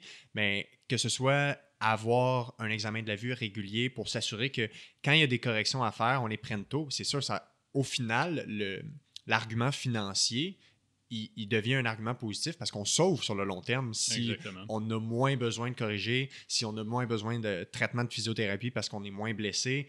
Je leur dis aux gens, si vous venez me voir au début, ça va être vite. Là. Vous allez vite aller mieux versus si vous attendez que ça prenne 3 ans, 5 ans, 10 ans. Des fois, ça peut aller vraiment loin. Fait que j'ai l'impression que l'argument financier est souvent quelque chose qui revient. J'ai pas les moyens pour, mais des fois, quand on arrive à leur amener en lumière que au final, tu vas avoir besoin, les moyens que ça va te coûter, c'est beaucoup plus élevé sur le long terme. Là. Tout à fait. L'aspect préventif peut être financier aussi. Là. Je pense qu'il y a un retour vers la médecine préventive. C'est sûr que l'épidémie de COVID-19 a définitivement ramené ça sur la table. Les vaccins, puis la prévention des infections, tout ça. Mais je pense que de plus en plus, avec les baby boomers puis leur budget qui est quand même assez élevé, les économies qu'ils ont fait, plusieurs de ces personnes-là veulent justement se payer, veulent rester jeunes, veulent rester actifs, veulent faire attention à leur santé davantage. Je pense qu'il y a définitivement un regain d'intérêt vers la prévention. Puis effectivement, il y a des gens qui comprennent davantage à long terme le potentiel de ça. Ne serait-ce que justement les traitements de contrôle de myopie, tous les parents qui embarquent là-dedans avec leurs enfants. Oui, effectivement, dans votre domaine, c'est probablement la même chose. S'il y a une blessure, un tendon qui est en train de déchirer, il ne faut pas attendre qu'il pète au complet. C'est un peu la même chose dans le fond. Puis des blessures musculaires, donc des cicatrisations qui se font au niveau des muscles. C'est la même chose au niveau des yeux, des verres de contact. Moi, je le vois en tant que tel dans mon expertise en verres de contact, si je peux parler de ça. Les patients me demandent des fois, c'est-tu dangereux de porter des verres de contact? Puis moi, je leur dis, si vous avez un bon produit, une bonne solution, vous respectez les recommandations de votre optométriste, c'est-à-dire bien les nettoyer des deux côtés en les frottant ou en ayant la bonne solution, les changer au moment qu'on vous le recommande. Si c'est un mois de ne pas les étirer, pas faire de sieste ou dormir dedans, dormir avec des verres de contact, faire des siestes, ça augmente de 5 à 10 fois les risques d'infection puis d'inflammation. Fait juste d'avoir des bonnes habitudes de port avec les verres de contact, ça prévient les infections. Puis moi, je le vois dans ma pratique. Systématiquement, à chaque fois que j'ai un patient qui vient avec un œil rouge qui porte des verres de contact, puis c'est associé à ces verres de contact, il y a toujours quelque chose qui a flanché dans les habitudes de port du patient. Puis je prends une portion du blâme puis les patients là-dedans en tant que tel. C'est beaucoup d'informations, toute la communication. On parlait tantôt d'apprendre à communiquer avec nos patients. Il y a des études de communication qui montrent que les patients retiennent à peu près 8 à 10 des mots qu'on dit. Quand tu penses à comment mettre un verre de contact, comment l'enlever, comment le nettoyer, quand est-ce se changer, c'est plein d'informations. Puis c'est pour ça, entre autres, qu'il y a des choses qui s'oublient chez le patient. Puis c'est pour ça qu'il y a un examen à chaque année pour un porteur de verre de contact qui est important. Pas tant pour moi voir dans l'œil du patient le verre, mais surtout pour renforcer les habitudes de port qui vont leur permettre d'éviter d'avoir des infections. Mais si j'ai un message à envoyer, c'est ça aux patients. Là, des fois, les gens ils pensent que c'est une gimmick pour qu'on vende des verres de contact davantage aux patients ou le docteur, il se fâche ou il est pas fin, il me dit de nettoyer mes verres de contact, il me chicane, mais en tant que tel, à chaque fois que j'ai un œil rouge, il y a quelque chose dans les habitudes de port qui est associé justement au problème que ces patients-là ont. Là. Donc, moi, la première étape, à chaque fois qu'il y a un traitement à faire avec un patient qui a un œil rouge avec un verre de contact, c'est toujours de renouveler les consignes de repartir à neuf puis renouveler les consignes de base ou réajuster les patients ou changer les produits pour ce qui est mieux pour la santé des yeux du patient. Ouais. Ben, tu vois, tu viens de faire un bon bout de chemin là-dessus, mais c'est là où je voulais t'amener les bonnes pratiques, grosso modo. Souvent, les porteurs de verres de contact, ils ont aussi une paire de lunettes en même temps. C'est au cas où il y a une infection, c'est toujours important d'avoir un backup. Là. Donc, j'assume que toi, tu as une myopie quand même assez élevée parce que tu as commencé tôt à porter des lunettes. Mais admettons que tu as une infection puis que tu peux pas porter tes verres de contact. Non, je suis pas fonctionnel. Si ta myopie est élevée, on n'a pas nécessairement les verres en stock pour te couper une lunette dans notre bureau. Ça, c'est si y a un laboratoire dans le bureau, est-ce que tu vas consulter. Fait que des fois, ça peut prendre 48 heures avant que les verres arrivent. Ça peut prendre 1 à 2 semaines si c'est un produit spécialisé. Donc, c'est important d'avoir une lunette backup, même si la prescription n'est pas tout à fait à jour pour être capable de se débrouiller au cas où il y a une infection dans les yeux. Fait quelqu'un comme moi, qui est probablement un cas très typique, là, quelqu'un qui porte des verres de contact le jour, le soir porte des lunettes, des fois les fins de semaine porte des lunettes, des fois des journées de congé porte les lunettes. C'est quoi les meilleures pratiques? Bon, là, pour les verres de contact, de ce que je comprends, assurément respecter l'échéance du verre de contact. Fait que si c'est des jours, ben on le porte au jour, des mensuels, au mois, on les jette. Tu as parlé des solutions. Il y a comme deux grands types de solutions, de ce que je comprends. Tu as la solution classique, on dirait c'est juste de l'eau, puis t'as pas besoin, il n'y a pas de réaction chimique. Puis tu as l'autre solution qui est du peroxyde ou quelque chose comme ça. C'est plutôt de l'inverse en tant que tel. Celle qu'on n'a pas besoin de frotter, c'est celle au peroxyde. J'appelle ça le lave-vaisselle des verres de contact. C'est du peroxyde qui est catalysé par un disque de platine qui devient de l'eau saline en tant que tel. Donc, il n'y a pas d'agent de conservation. C'est la meilleure solution sur le marché. C'est ça. Il y a beaucoup de guerres marketing entre les différentes marques de solutions. Il y en a qui disent un qui est meilleur à cause de tel item, mais le seul consensus à peu près, c'est que c'est ça la meilleure solution sur le marché. Malheureusement, cette solution-là est en rupture de stock. Ça, à cause de l'approvisionnement, je pense, des chaînes d'approvisionnement, je pense que c'est le disque de platine, si je ne me trompe pas. Parce que moi, je pense depuis le début de 2023, je n'ai pas réussi à en acheter. Exactement, ben voilà. Donc, selon mes sources, c'était supposé revenir au début de l'année, mais malheureusement, ça serait plus au niveau de l'été que ça reviendrait sur le marché, mais on me dit qu'il y aurait peut-être certaines grandes bannières qui ont commencé à être approvisionnées. Donc, bonne chance si vous en voyez, sautez là-dessus. Les prix. Toutes les autres solutions qui ne sont pas à base de peroxyde, ce sont toutes des solutions qu'on appelle tout en un, mais il faut frotter la lentille des deux côtés. Il faut imaginer la lentille comme une horloge, partir du centre de l'horloge, aller chercher chaque heure de l'horloge. Il faut faire la face avant et la face arrière, donc retourner le verre de contact puis aller le frotter. Wow. Il n'y a personne qui fait ça. Exactement. Puis, ça a beaucoup précipité. On parlait de changement dans sa pratique. Le fait que la solution peroxyde ne soit plus disponible, je te dirais que la plupart de mes nouveaux ajustements, j'essaie de pousser mes patients vers les lentilles à usage unique ou jetables un jour parce que justement, je trouve qu'au niveau confort puis l'utilisation de solutions, vu qu'elle est plus difficile, j'aime mieux y aller avec des verres à usage unique. C'est plus coûteux pour certains patients, tout dépendant du nombre de jours qu'ils veulent les porter, mais c'est définitivement, on voit qu'il y a une réduction des risques d'infection, d'inflammation, de rougeur, d'inconfort chez nos patients à lentilles à usage unique. Donc, sinon, c'est ça, on a hâte que le ClearCare revienne. Oui, c'est ça. Puis de ce que je comprends de ce que tu viens de dire, ClearCare, marque maison, toute la même chose. Si on parle de la solution peroxyde, le consensus, c'est que c'est supérieur à la formule tout en un. Puis là, après ça, telle marque plus qu'une autre, peut-être pas le plus important. Donc, par rapport aux marques maison, c'est une super bonne question que tu poses. Les marques maison, je suis contre parce que les patients sont confus et ils ne savent pas qu'est-ce qu'ils mettent dans leurs yeux. Par contre, l'exception à la règle, c'est les solutions à base de peroxyde. Que ce soit la marque maison ou le ClearCare en tant que tel, qui est la marque d'origine. Peu importe lequel, je suis content que vous avez ça dans vos que vous utilisez ça. Bien lire les instructions pour ne pas se brûler avec le peroxyde, bien important. Toutes les solutions ne sont pas équivalentes, ça le prouve. Par rapport aux solutions tout en un, les marques maison, on a tendance à vouloir que nos patients s'y tiennent loin de ça parce que c'est une entente que la compagnie, exemple, la personnelle, c'est la marque maison de Jean Coutu, exemple, ou Life en tant que tel. Donc, c'est de Pharmaprix.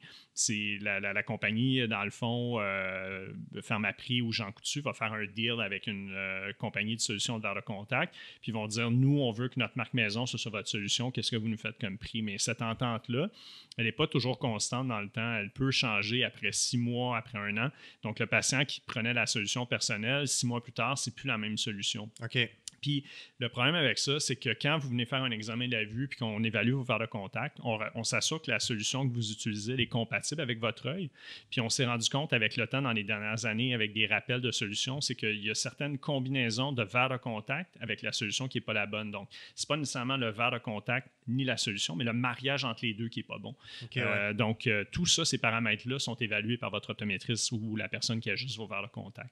Donc, c'est pas tout ce qui est sur les tablettes qui est bon. C'est un peu la même chose, les sirops, les larmes artificielles, tout ça. Quand on va dans la pharmacie, il y a plein de choses, puis on peut avoir l'impression que c'est des équivalents, mais non, c'est pas du tout le cas. OK. Fait que la solution de la vaisselle, c'est la meilleure. Oui, exactement. C'est quoi qui fait que, en fait, c'est quoi qui arrive si on a une solution tout en un puis qu'on ne frotte pas avec la technique, comme tu as dit, de l'horloge des deux côtés? C'est quoi qui se passe? Y a-t-il des dépôts sur le verre de contact? Tout à fait.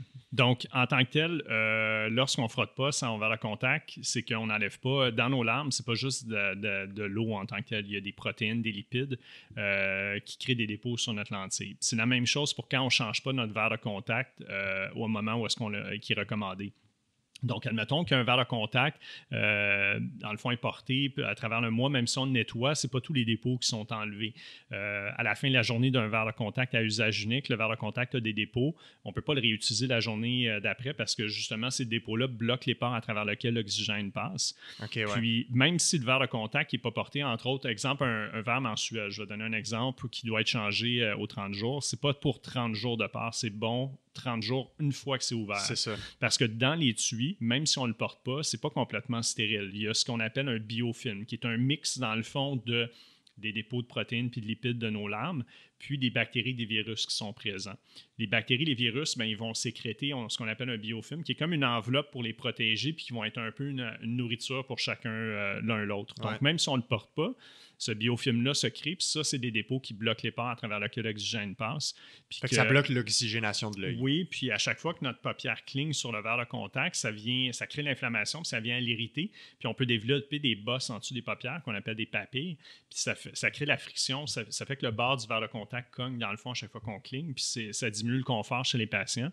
Puis tout ce biofilm-là de bactéries puis de virus, ça augmente les risques d'infection au niveau des yeux. Donc, je vous ai donné tout dans le fond, le cheminement qui vous amène à avoir un œil rouge puis une infection au niveau des yeux. Ces patients-là, quand ils ne nettoient pas leur verre de contact, quand ils dorment avec ou qu'ils ne vont pas le changer au bon moment, ils se ramassent dans mon bureau avec un œil rouge ou de l'inconfort. Moi, je le dis à mes patients, je dis faites-le pas pour moi, faites-le pour vous parce que j'aimerais pas ça que vous puissiez plus être capable de porter des verres de contact. Dans le fond, c'est pour votre confort à vous. Vous devriez faire ça en premier, pas pour moi en tant que tel. Oui, parce que sur le long terme, tu pourrais développer une intolérance au verre de contact. Tu pourrais ne plus être capable de les porter. Les bosses qu'on a en dessous des paupières, c'est quand même assez difficile de s'en débarrasser. On peut mieux nettoyer, changer les verres de contact, ça va avoir tendance à aider, mais quand c'est très installé et qu'il y a beaucoup d'inflammation, c'est difficile. Les gens qui ont des allergies au pollen, entre autres, puis qui abusent de verre de contact, c'est la pire idée au monde parce que votre verre de contact, si vous ne frottez pas votre verre de contact puis vous ne le changez pas au bon moment, si tu as du pollen qui s'accumule sur ton verre de contact, tu fais juste empirer tes allergies au niveau de tes yeux aussi. C'est pour ça, entre autres, pourquoi il y a un très gros buzz autour des lentilles à usage unique, c'est vers là que l'industrie s'en va en tant que telle pour éviter les interactions avec la solution. Puis aussi parce qu'on voit que les habitudes de part de nos patients, il y a l'adhérence aux modalités de remplacement, comment on traite, on nettoie avec la solution, c'est très peu respecté chez nos patients. Puis ça semble évident, mais l'importance de se laver les mains avant de se mettre les verres de contact et de les enlever. Extrêmement important, des choses de base. Une autre information à retenir, des fois qui est oubliée, qu'on rappelle, bien assécher nos mains. C'est super important. Oui, parce que l'eau du robinet, dans le fond, des mers, des rivières, dans l'eau, il y a des parasites qui ne sont pas désinfectés par les systèmes d'entretien de solution. Puis ces parasites-là, quand ça infecte l'œil, on appelle ça la cantamibe. Il n'y a pas de médicament pour ça. On traite ça avec des détergents, puis ça finit presque toujours en greffe de cornée.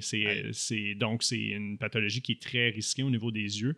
Donc, on ne recommande pas la baignade avec les verres de contact. À usage unique, c'est toléré, mais ce n'est pas l'idéal. On recommande des goggles. Mais sinon, il y a des goggles qui peuvent se faire avec leur prescription dedans. Puis donc, bref, quand on se lave les mains, on s'assèche les mains complètement.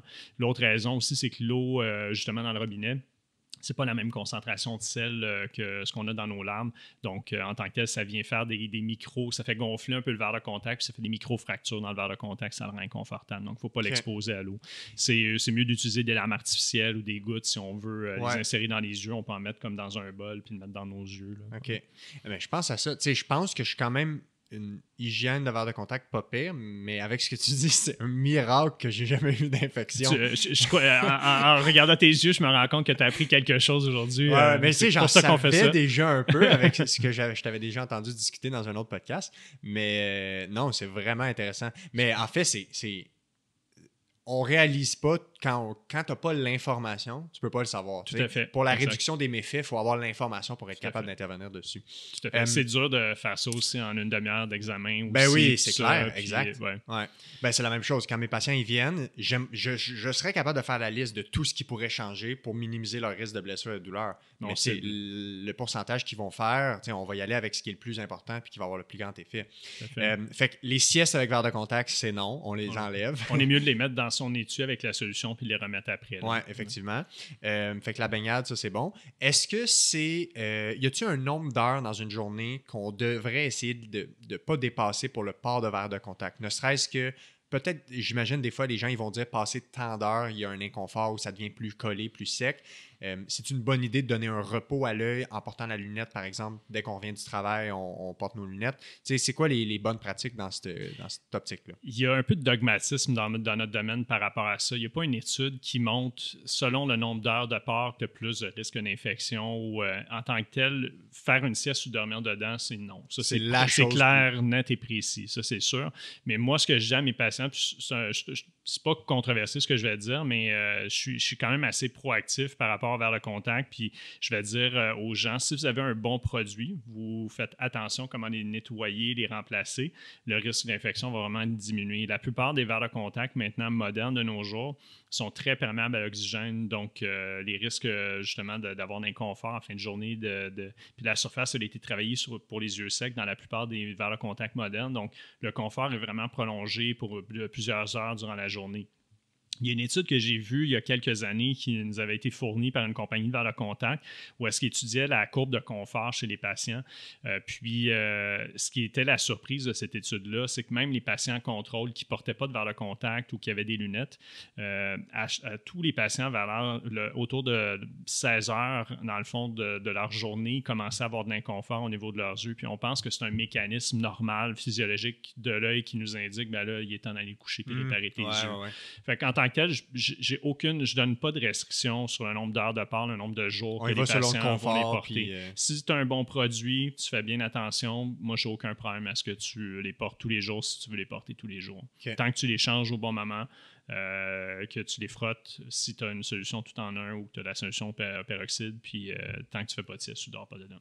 Puis là, si on fait le parallèle avec les lunettes, puis même les verres de contact, c'est quoi l'effet que ça peut avoir de continuer à porter une lentille qui n'est pas parfaitement adaptée à notre vue? Fait que ce soit des lunettes, puis des fois, c'est les lunettes là, qu'on va tarder à changer parce que ça coûte plus cher, puis les verres de contact, on en achète pour 6 mois, fait que c'est comme plus facile de changer ça plus souvent. Quel effet ça peut avoir de continuer à porter ces éléments-là, ces lentilles-là, si ce n'est pas adapté à notre vue? Donc, par rapport vers le contact, on en a parlé, là, on a les yeux rouges, mais ne serait-ce que juste pour la prescription en tant que telle. Donc, la plupart du temps, le gros, dans le fond, problème qu'on a quand on n'a pas une prescription qui est adaptée, je dirais c'est un risque d'avoir des mal de tête. Si on a une myopie qui est trop forte, qui est trop corrigée forte, puis que notre prescription a reculé un petit peu dans le temps, mais on se retrouve à devoir forcer avec les yeux, puis ça crée des mal de tête. À l'inverse, j'ai parlé tantôt, admettons, d'un enfant qui plisse les yeux pour voir au tableau. Bien, plisser les yeux toute la journée, ça donne mal à la tête. C'est ça, je dis aux parents, je dis, bon, on va prescrire une nouvelle lunette. Si le mal de tête disparaît, on n'en parle plus, mais si ça reste, il faut continuer à aller voir le médecin ou le pédiatre pour déterminer s'il n'y a pas d'autres choses qui créent ces maux de tête-là, si on a des migraines, des choses comme ça. Donc, c'est beaucoup ça. De ne pas porter sa prescription, c'est de l'inconfort. Ça ne brise pas, ça ne fait pas empirer la prescription. L'exception à la règle, c'est la myopie. Souvent, c'est ça fait forcer l'œil plus ou pas nécessairement? C'est quand fait de ne pas avoir la bonne prescription, ça fait forcer l'œil en tant que tel ou ça nous fait plisser. Ouais. L'exception à la règle de est-ce que ça fait empirer nos yeux de ne pas porter nos lunettes. Donc, chez les enfants en bas de 14 ans, puis même encore plus tôt, c'est encore plus important de porter des lunettes. Si on ne les corrige pas avant 14 ans, l'hypermétropie, qui est l'inverse de la myopie, là, je peux en parler un petit peu plus tard, on a des risques d'avoir une amblyopie qui est installée puis qu'on ne peut plus agir. Le cortex visuel, on a jusqu'à l'âge à peu près 14 ans pour l'influencer. Donc, si on a un œil qui ne voit pas bien puis que le cerveau n'utilise pas, dans le fond, bien, il va rester éteint pour le restant de nos jours.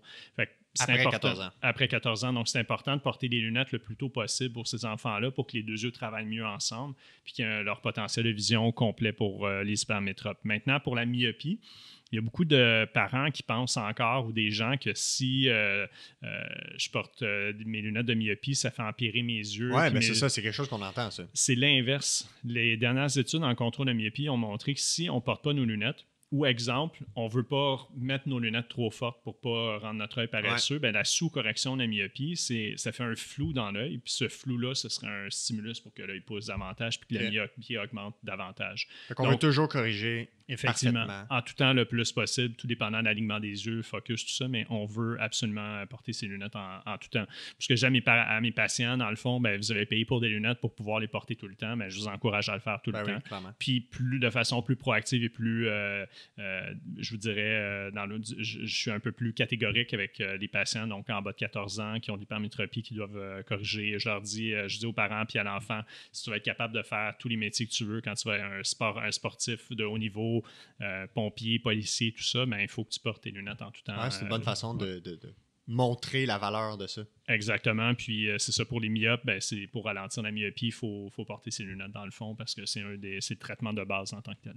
Fait que les contrôles d'examen de la vue, jusqu'à quel... Tu disais-tu à chaque année quand on est jeune? À chaque année, en haut de 65 ans et plus, puis en bas de 18 ans. Si on porte des verres de contact à toutes les années pour qu'on vérifie la santé de l'œil avec le verre de contact, si vous êtes diabétique, à toutes les années. Sinon, le reste des patients entre 18 et 64 ans, on recommande aux 2 ans. Aux 2 ans. Ouais. D'où la durée des prescriptions souvent qui sont 2 ans. Exactement. Voilà, tout à fait.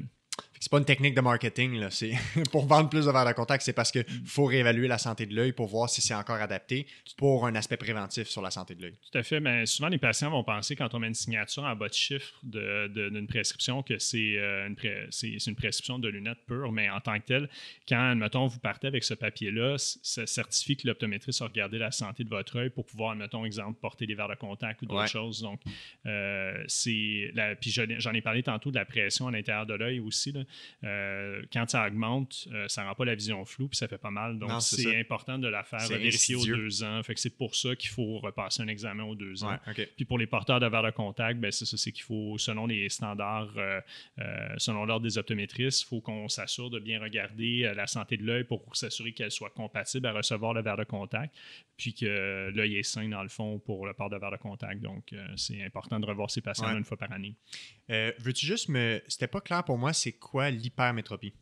Puis c'est quoi la nuance avec la myopie? Donc, les myopes ne voient pas bien les choses de loin. Ouais. Ils utilisent les yeux pour voir. L'hypermétropie, c'est une prescription de loin, mais c'est l'inverse. Donc, c'est plus quelque chose versus moins quelque chose. Ouais, donc, ça. moi, je ne mets pas mes verres de contact, je ne suis pas capable de voir le gros E sur la charte chez l'optométriste. Un hypermétrope va être capable de le voir, mais il va devoir forcer avec la lentille à l'intérieur de l'œil qu'on appelle le cristallin pour tricher, pour être capable de le voir. Mais ça, cette lentille-là, le cristallin, c'est celle qu'on utilise pour regarder ton iPad, ton téléphone cellulaire, tes livres, la montre. Donc, si on doit faire un effort supplémentaire pour voir les choses au tableau à l'école, exemple, pour un enfant, mais il doit faire des efforts encore plus supplémentaires pour aller focusser son livre, les papiers, les devoirs, toutes ces choses-là, les jeux de casse-tête, puis tout ça. Donc, quand c'est très élevé, ça a un impact ça a un impact de près, puis quand c'est très élevé, ça a un impact pour voir les choses au tableau aussi. Donc, admettons un patient qui est plus 8 dans un œil, à ce moment-là, c'est ça, il faut le corriger avant 14 ans pour être sûr d'avoir le plein potentiel de sa vision entre les 2 yeux. Fait que ça fait forcer le cristallin. Exactement. Okay, bon. L'hypermétropie, ça fait forcer le cristallin jusqu'à un certain point parce que ça peut devenir tellement élevé que ça devient flou carrément de loin. Donc, l'hypermétropie, c'est une prescription dans le plus. C'est l'inverse de la myopie. Je vous ai dit qu'un œil myope, c'est un œil qui était grand, qui était long. Ben, les yeux hypermétropes, je l'ai rapidement dit un petit peu plus tôt, mais c'est l'œil est plus petit à ce moment-là. Parfait. Puis là, ça fait un lien avec la vision chez les vieux, qu'on appelle la presbytie, qui est quelque chose qui est plus présent chez les vieux, où là, les gens ont de la misère à lire de proche, les fameuses lunettes de lecture. Qu'est-ce qui fait qu'on développe ça? Puis, dans le fond, c'est quoi l'utilité d'avoir cette lunette de prescription-là? Donc, le cristallin dont j'ai parlé tantôt, qui créait les cataractes, qui devient jaune et givré, ça, c'est quand on est plus vieux, en haut de 65 ans en général, que ça va commencer, ou des fois un petit peu avant. Je vous ai parlé d'hypermétropie qu'on compense avec le cristallin en forçant avec le système de focus à l'intérieur de l'œil. Ouais. La troisième chose qui peut arriver dans le cristallin, c'est justement à l'âge de 40 ans, cette lentille-là devient plus dure avec l'âge, puis on perd le focus des choses qui sont proches de nous. Donc, c'est pour ça que je dis qu'à un moment ou à un autre, tout le monde va devoir porter une correction pour pouvoir lire ou regarder les choses qui sont loin d'eux. Puis à 40 ans, c'est la presbytie. C'est ce qu'on appelle donc la perte du focus du cristallin. OK. Un des liens, là, puis on parlait de maux de tête tantôt, les maux de tête, c'est une des raisons de consultation quand même fréquentes en physiothérapie. Il y a beaucoup de types de maux de tête qui ont des origines musculo-squelettiques qu'on peut aider. Une des choses que je vois, puis c'est arrivé fréquemment, les gens qui ont des lunettes, des foyers, c'est-tu des foyers progressifs qu'on appelle, c'est ça, pour voir de proche? C'est ça. Les gens qui ont des foyers progressifs, la prescription est dans le bas de la lunette. Fait qu'en général, s'ils regardent à l'ordi, par exemple, ils vont lever le nez pour être capable de voir. Puis en levant le nez, ils vont se retrouver comme en extension de la tête, fait que le menton sorti. Et quand on maintient ces positions prolongées, ça peut mener à une problématique articulaire qui peut amener des maux de tête. Fait que c'est pas rare de voir un lien entre les maux de tête puis quelque chose qui doit être ajusté au niveau de la vision ou au niveau des lunettes.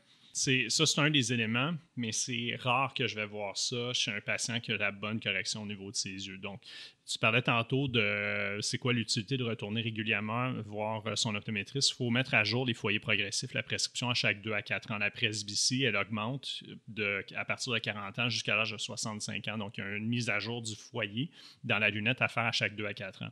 Un patient qui ne vient pas me voir et qui traîne ses lunettes longtemps, le foyer devient de moins en moins efficace, puis le patient est obligé encore plus de tricher puis d'aller en haut. Fait que des fois, un patient qui lève beaucoup le menton pour être capable de regarder soit son ordinateur ou lire des choses, qui est obligé de prendre ses lunettes puis faire ça, c'est un signe qu'il est temps qu'il retourne voir l'optométriste. Fait que la base en tant que telle, de juste refaire un examen, d'avoir une bonne correction, règle souvent le problème. Maintenant, chez certains patients qui vont être à l'écran d'ordinateur toute la journée. Quelqu'un qui fait la prise de données, qui travaille avec plusieurs écrans, puis tout ça. Comme beaucoup de gens maintenant. Exactement. Un foyer progressif, c'est qu'il faut justement regarder dans le milieu de la lunette. Des fois, il faut lever un peu le menton. Si cette personne-là a des problèmes cervicaux déjà de base, ça peut exacerber ces problèmes. Donc, on va avoir tendance à proposer des lunettes qui sont faites seulement pour l'écran d'ordinateur et la lecture. On enlève la portion de loin, donc on vient mettre plus haut dans la lunette la correction pour l'écran d'ordinateur. Le patient a moins besoin, dans le fond, de lever son menton puis de tourner la tête dans sa lunette. Donc, c'est plus confortable au niveau de ces patients-là. Mais il y a certains patients, malheureusement, qui, avec des problèmes de cou, il faut qu'on fasse un peu avec ça. Puis il y a certaines restrictions au niveau des corrections optiques. Je pense à des personnes âgées qui ont des problèmes de Parkinson, des choses comme ça, où est-ce que lever le menton, c'est difficile dans la lunette. Il y a beaucoup de restrictions de mobilité. Ils voient pas, ils n'ont même pas de douleur cervicale, c'est qu'ils sont même pas capables d'aller rejoindre leur foyer. Exact. Dedans, ils disent « je vois pas bien de près » parce qu'ils sont pas capables d'aller le rejoindre.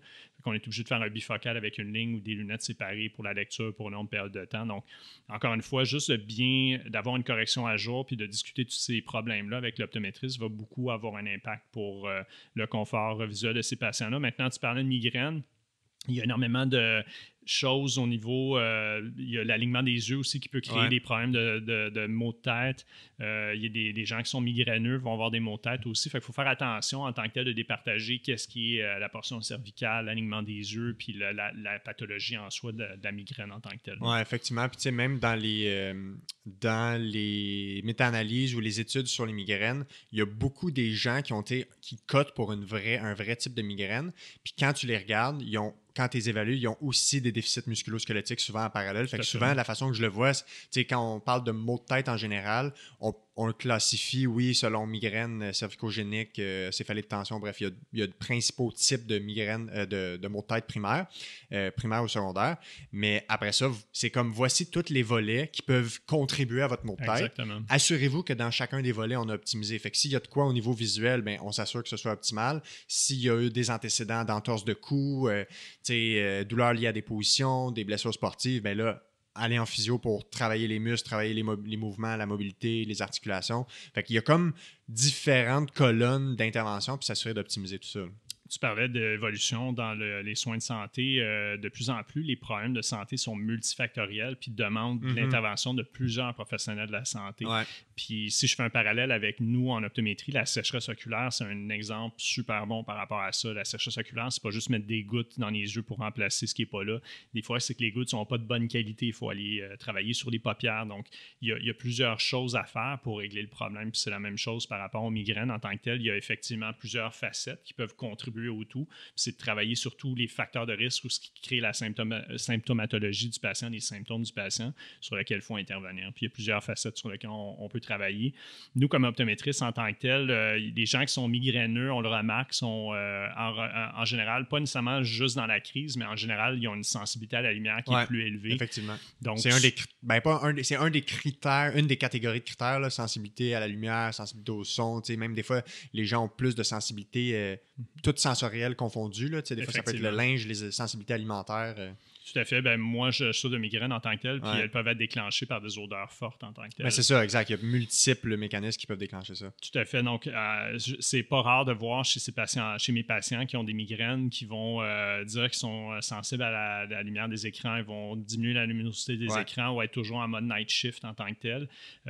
On va utiliser justement des antireflets pour la lumière bleue pour améliorer le confort chez ces patients-là. Chez certains patients où est-ce que c'est très intense. J'avais une collègue opticienne, entre autres, qui, elle, quand elle avait des crises crise de migraine, elle était obligée de mettre une lunette avec un filtre spécial qui s'appelle le FL41. Puis ça lui permettait d'être capable d'être fonctionnel puis de pouvoir avoir un minimum de qualité de vie pendant sa crise de migraine en tant que telle. Mais encore une fois, puis dans les commotions cérébrales, des fois, c'est encore plus aléatoire. C'est pas nécessairement le FL41 qui va fonctionner. Ma collègue m'expliquait, des fois, c'est vraiment une question d'essai-erreur pour la diminution des symptômes. Il y a un patient qui va aimer mieux le bleu, puis l'autre une teinte un peu rouge. Ça dépend vraiment d'un patient à l'autre. Il y a beaucoup de recherches qui se fait par rapport à ça. Puis je pense que c'est ça, tu avais l'intention d'inviter des optométristes pour parler plus de commotion cérébrale. Des symptômes visuels liés aux commotions, effectivement. Exact. Ça me fait penser, là, en lien avec les maux de tête puis la lumière, les écrans, y a-t-il des bonnes pratiques qu'on peut adopter en lien avec les écrans par rapport à la santé de notre œil en général, qu'on peut avoir toute notre vie? En fait, pour le contrôle de la myopie, il y a beaucoup de mauvaise presse par rapport aux écrans. On pense que les écrans rétroilluminés, ils ont une prédominance de la lumière bleue qui serait une longueur d'onde qui stimulerait que l'œil pousse davantage, plus rapidement. Sinon, c'est l'autre une théorie qui est avancée, dans le fond, pour expliquer ça? Une qui semble être un peu mieux vérifiée par la science, ce serait le haut contraste en tant que tel. Donc, les écrans rétroilluminés ont un contraste qui est très élevé. Ça blasse vraiment beaucoup la lumière de ça. La plupart des gens qui ont passé d'une télé cathodique, exemple, à un écran LED ou des choses comme ça, ils remarquent vraiment la différence, la vivacité des couleurs. Mais ce haut contraste-là, on pense que ce serait un stimulus pour que l'œil pousse plus rapidement. Donc, en tant que tel, le temps d'écran, pas tant nécessairement pour les yeux, mais c'est recommandé de restreindre le temps d'écran à ce qui est recommandé par l'Association des pédiatres. Puis c'est pas tant par rapport, on pense que oui, par rapport aux yeux pour la prévention de la myopie, mais c'est au niveau du développement de l'enfant, c'est d'apprendre des tours de parole, de ne pas être isolé dans sa tablette, dans ses jeux. Donc, c'est important de respecter ça. Maintenant, pour l'adulte, c'est moins important, mais comme je disais, les écrans rétroilluminés ont vraiment beaucoup de mauvaise presse. Là, mais une chose qui a été prouvée par la science puis qui est, encore une fois, hors de tout doute, c'est que ça a un impact sur les patrons de sommeil. Donc, le fait que la lumière de ces écrans-là soit très intense, ça donne l'impression que c'est comme si on était en plein jour, puis ça va nous rendre notre endormissement ou le sommeil plus difficile. C'est pour ça qu'on recommande d'une demi-heure à 1 heure avant d'aller se coucher de ne pas utiliser notre téléphone cellulaire ou écran d'ordinateur, ces choses-là.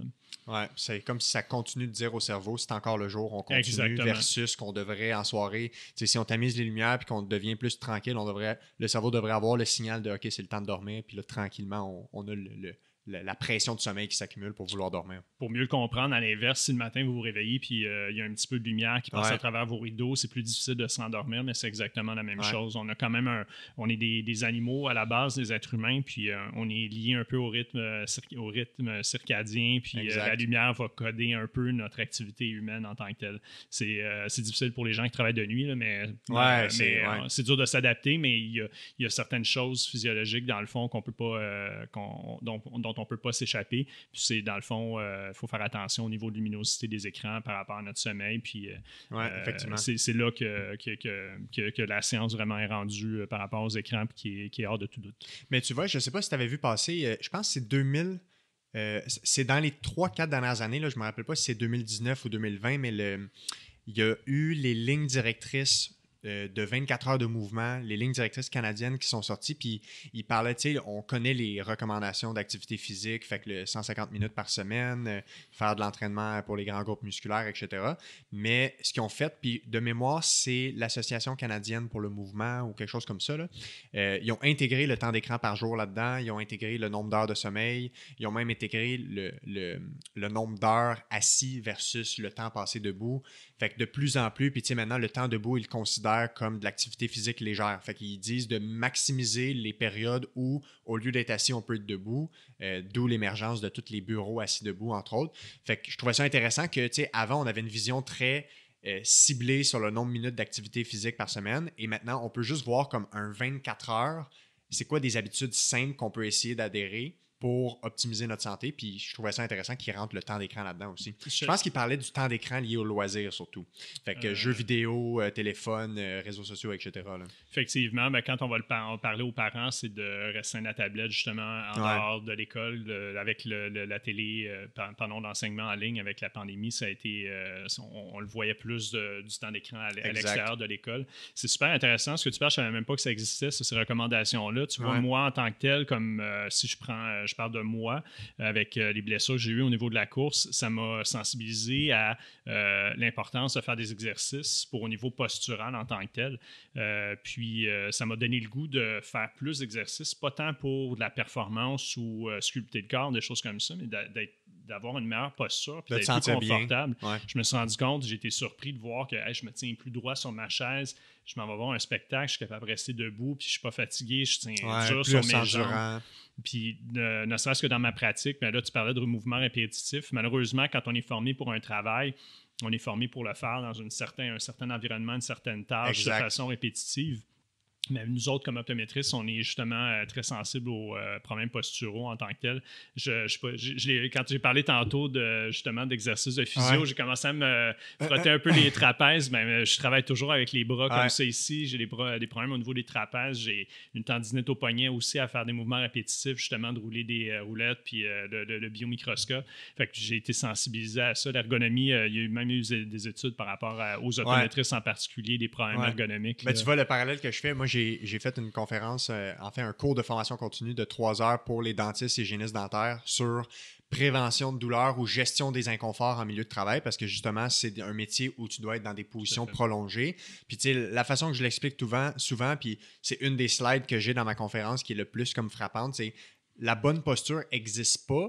Elle dépend beaucoup de ton métier, puis c'est plus l'absence de capacité à varier le mouvement qui va être problématique que la position en tant que telle. Fait que, tu sais, le parallèle que je donne, il n'y a personne qui dit que de tourner la tête à droite, c'est un problème, mais imagine que tu es tout le temps la tête tournée à droite, puis que tu n'es plus capable de tourner à gauche. Ben là, ça devient un problème. Puis dans ce cours-là, c'est beaucoup de... Je leur apprends même à comprendre comment les différentes parties du corps bougent, comment les contrôler. Puis quand tu contrôles ton mouvement, tu es capable de varier tes postures. Quand tu varies tes postures, ben, tu n'es pas tout le temps dans le même stress mécanique du corps. Fait que, il y a beaucoup de parallèles avec ça. Puis moi, j'ai la chance d'avoir un métier où je suis rarement longtemps dans la même position, mais je suis beaucoup debout statique, mais tu sais, quand tu traites en clinique, je peux m'asseoir, je peux me lever, on fait un squat. Souvent, je fais les exercices avec les patients, je leur montre quoi faire. Mais c'est vrai que quand on a un travail qui est dans des positions prolongées, je pense que c'est un avantage de comprendre qu'est-ce qu'on peut faire pour modifier ces positions-là. Puis quand on comprend mieux notre corps, je pense qu'on peut intervenir puis prévenir ça. Là. Tout à fait, exact. Les gens ne le savent pas à la maison, mais tout le monde est un peu un athlète en tant que tel en soi, parce que c'est ça. Spécialisé dans son métier. Exact. Un sportif de haut niveau va faire tel sport, tel mouvement de façon répétitive, il va s'entraîner par rapport à ça, mais si on est assis tout le temps à un bureau puis on tape avec les bras comme ça, on fait un geste sportif ou musculaire répétitif, puis il faut entraîner le corps pour prévenir les blessures associées à ça. Puis c'est la même chose au niveau des yeux. Justement, de plus en plus, on voit avec les études que le temps d'écran il a énormément augmenté. Puis à l'intérieur de l'œil, il y a un système de focus, mais il est contrôlé par des muscles à l'intérieur de l'œil. Puis il y a un effort soutenu au niveau du focus, au niveau des écrans. Ça fatigue les yeux plus. Je vois que mes patients ont plus de problèmes de focus au niveau des yeux depuis certaines... C'est pas en tant que tel qu'il y a une maladie associée à ça. C'est juste que la demande de temps d'écran est plus élevée. Le focus, la demande est plus élevée. Donc, ça met à valeur un petit peu plus de fatigue au niveau de ça. On a de plus en plus de verres qu'on appelle un peu anti-fatigue ou comment on appelle ça? Des verres, dans le fond, qui ont un support accommodatif. Ça serait plutôt le terme qu'on devrait utiliser, qui permet justement de moins forcer les yeux quand on va regarder les écrans pour une durée plus soutenue durant la journée. Puis, on parle de foyer progressif, tout ça, des lunettes d'ordinateur. On a de plus en plus de choses qui vont aider nos patients par rapport à ça. Oui. On a abordé tantôt brièvement les gens qui ont des commotions cérébrales, ça peut venir avec toutes sortes de problèmes visuels. Il y a comme un champ d'expertise qui est partagé ou qui est commun entre les optométristes, les physiothérapeutes, puis même d'autres professionnels de la santé. Puis comme dans plein de milieux, il y a plusieurs problématiques qui sont vues par plein de professionnels de la santé. Toi, quand quelqu'un se plaint de trucs, puis je pense même aux gens qui ont des raisons de consultation en physio associé aux migraines, aux maux de tête. Ça peut venir avec problème de vision. On parlait de sensibilité à la lumière, vision floue, vision double, problème de focus, fatigue des yeux. Toi, c'est quoi ta perspective là-dessus? Quand est-ce que les gens te consultent? Puis, c'est quoi le rôle d'optométriste dans la gestion de ces symptômes-là qui peuvent être communs chez des patients qui sont aussi vus pour des maux de tête ou une blessure au cou, par exemple? Il y a beaucoup, tous les optométristes sur le terrain sont habilités à aider les patients qui ont des problèmes associés à ça. De base, on est capable de faire plusieurs choses pour eux, que ce soit de prescrire des teintes dans des verres, de mettre un foyer, des choses comme ça, de faire un support accommodatif à ces patients-là. Des patients qui ont de la difficulté avec l'alignement des yeux, c'est de mettre des prismes pour aider justement à l'alignement des yeux. Juste avoir un bon examen de la vue, de mettre à jour leur correction en tant que telle pour diminuer les symptômes. Il y a des optométristes qui se spécialisent de plus en plus au niveau de la commotion cérébrale ou des traumatismes crâniens légers.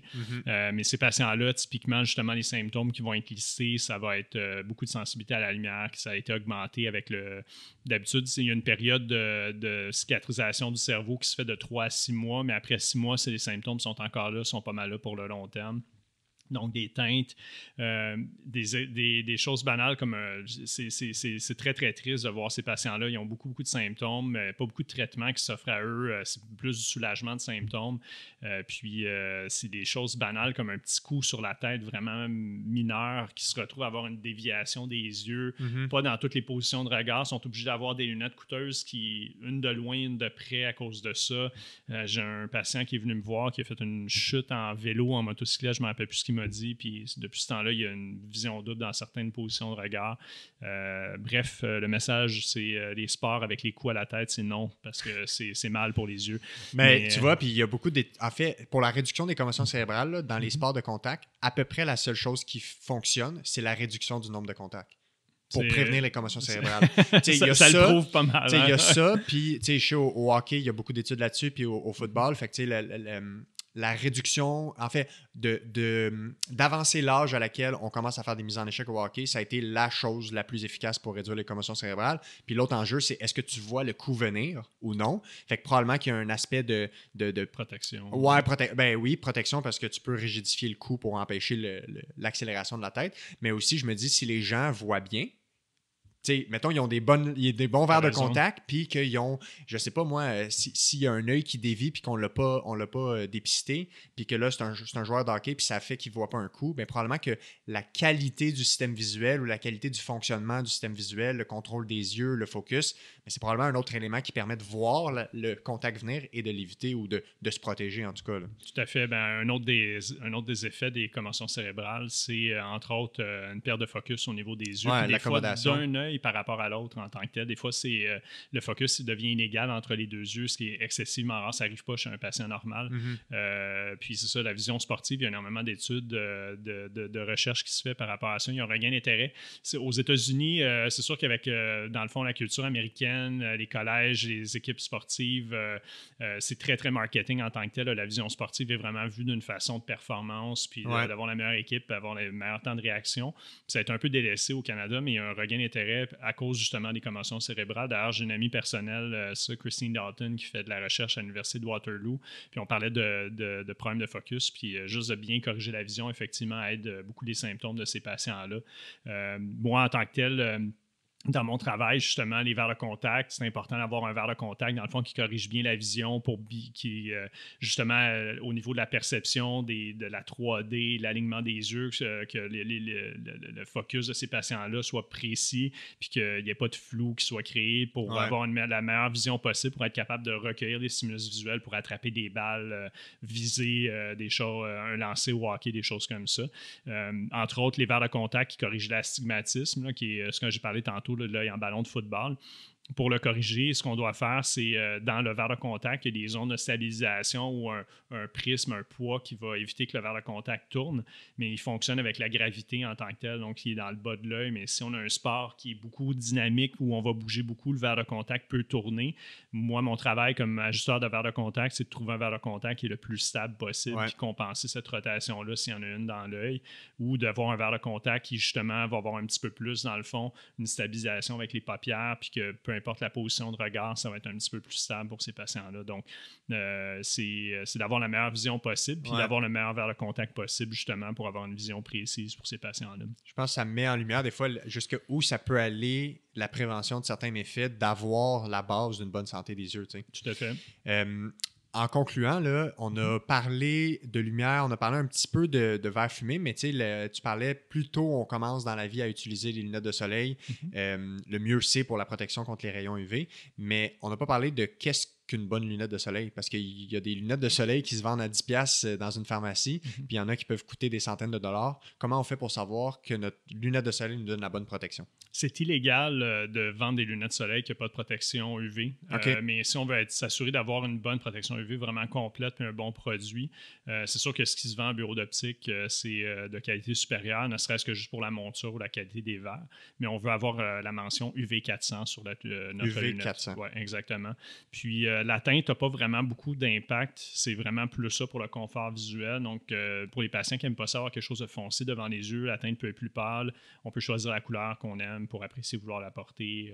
Voilà, donc, fait que si c'est écrit UV 400, c'est sûr que c'est une protection adéquate. C'est illégal de mentionner ça si c'est pas la bonne protection. Exactement. Voilà. S'il n'y a juste pas de mention, est-ce que ça se peut c'est illégal que de vraiment se poser les crayons. Fait que vraiment, en tant que tel, une lunette solaire qui est vendue, il devrait avoir une protection contre les rayons ultraviolets dedans. C'est-tu écrit sur l'étiquette ou c'est vraiment sur le Des fois, lunette? ça va être posé avec un petit autocollant ou sinon ça va être je ne sais pas comment ça va être écrit. C'est supposé être écrit. Quand tu magasines ta lunette, il faut que ce soit écrit. Okay, ou sinon, en ayant la bonne recommandation de son opticien ou de son optométriste, dans le fond, on va obtenir le bon produit aussi. Oui, OK, super. Parce que moi, je fais du ski de fond compétitif l'hiver. Puis, même l'hiver, j'ai toujours des lunettes en ski de fond, ne serait-ce que pour, il y a la protection des branches, là, puis la protection des bâtons, parce que je fais de la course, puis un bâton, ça vient vite. Mais juste pour la protection de la lumière, même chose en vélo de route, même chose en course. Effectivement. Les lunettes solaires, c'est important de les porter toute l'année aussi. Justement, t'en parles, la neige reflète les rayons ultraviolets sur les yeux. C'est super aveuglant, la neige blanche, une journée de soleil. Là. Puis quand il y a des nuages aussi, 85% de UV qui passe à travers. Là. Donc même quand c'est nuageux, il faut porter ses lunettes. Le pare-brise de l'automobile bloque déjà les rayons UV. Donc c'est à l'extérieur de l'automobile que ça compte le plus. Il ne faut pas juste les porter quand on conduit. Puis il ne faut pas laisser ses lunettes dans l'auto non plus parce que quand la température monte, l'été, c'est très élevé puis ça fait décoller les traitements anti-égratignure, anti-reflet sur des lunettes solaires. Fait que l'efficacité de la lunette devient moins bonne. Elle n'est pas moins bonne, l'efficacité, mais ça abîme vos lunettes en tant que telles, ils vous durent moins longtemps. OK, je comprends. Est-ce qu'il y a des choses qu'on n'a pas abordées qui sont importantes, des messages clés que tu aimes véhiculer, qu'on n'a pas abordés? Ou est-ce que tu penses qu'on a fait un bon tour d'horizon? Pour revenir à ce que tu disais par rapport à justement avoir une bonne vision bien corrigée pour éviter justement des commotions cérébrales, des choses comme ça, une autre chose qui est vraiment importante, justement, j'en ai parlé chez les enfants, de faire un examen tôt dans la vie, dans les difficultés d'apprentissage, dans le fond. Donc, la plupart des patients qui ont un trouble d'apprentissage ou des difficultés à l'école, ce que l'école va faire comme protocole, c'est d'aller s'assurer que tous les sens de l'enfant fonctionnent bien, s'assurer qu'il n'y a pas de difficulté à écouter les consignes parce qu'il ne les entend pas, parce qu'il ne les voit pas bien. Donc, c'est important de faire justement un bon examen de la vue régulier pour avoir une bonne qualité de vie, l'apprentissage des enfants. Chez les personnes âgées aussi, une étude qui avait montré que si on simule un problème de vision, dans le fond, on rend la vision floue chez des patients, puis on leur fait des tests, dans le fond, cognitifs, on se rend compte que ça simule des problèmes psychiatriques. Ils performent moins bien. Non, mais carrément, c'est que ça va fausser des données psychiatriques en tant que tel. Les gens sont agacés, vont avoir des symptômes un peu anxiogènes puis des choses comme ça. Donc, ça vient fausser les diagnostics en psychiatrie. Donc, c'est important de s'assurer que les sens fonctionnent bien pour éviter justement de fausser des diagnostics ou des traitements chez ces patients-là. Oui, fait que le classique que j'ai en tête, c'est votre enfant, il dérange tellement en classe, mais il dérange parce qu'il ne voit rien. Il n'y a rien d'autre à faire que déranger. Des fois, il y a des enfants qui sont très moteurs parce qu'ils ne sont pas capables de lire puis ils ne peuvent pas performer à l'école parce qu'ils n'ont pas d'intérêt. Ils vont être plus stimulés par les sports. Puis à l'inverse, des fois, il y a des enfants myopes qui fonctionnent très, très bien à l'école au début parce qu'ils lisent super bien dans leurs livres, mais ils ne voient rien au tableau. Au début, à l'école primaire, dans les premières années, c'est pas trop un problème, mais plus ça va vite, puis on est rendu au secondaire, ça ne va plus. Là. Il faut corriger la vision de loin pour être capable de suivre et prendre des notes avec le professeur. Ouais, OK, good. Ben, écoute, je pense que ça fait un bon tour d'horizon. Si tu avais à dire juste les top 2-3 messages clés que tu veux qu'on martèle en fin d'épisode pour que les gens retiennent en lien avec les yeux, ce serait lesquels? D'aller voir ces professionnels de la santé, que ce soit toi ou moi, là, dans le fond, parce qu'on est là pour vous aider. On n'a pas le temps de, justement, les recommandations qu'on fait, c'est vraiment pour vous. C'est pas pour notre ego qu'on fait ça. Mais c'est important là, de venir voir ça, un optométriste, maximum aux 2 ans ou aux années, pour justement prévenir des problèmes de santé des yeux. Puis on est là pour vous aider dans votre qualité de vie, puis ne serait-ce que justement répondre à vos questions avec justement notre connaissance, notre expertise qu'on a là. Voilà. Super. Merci beaucoup, encore une fois. Puis, ça m'a fait plaisir. Comme on a discuté, probablement qu'il va y avoir une suite avec certains sujets qu'on a parlé parce qu'éventuellement, je recevrai une experte en lien avec les TCC puis tout l'aspect visuel qui est comme une autre branche complètement fascinante aussi. Fait que merci beaucoup de ton temps puis au plaisir.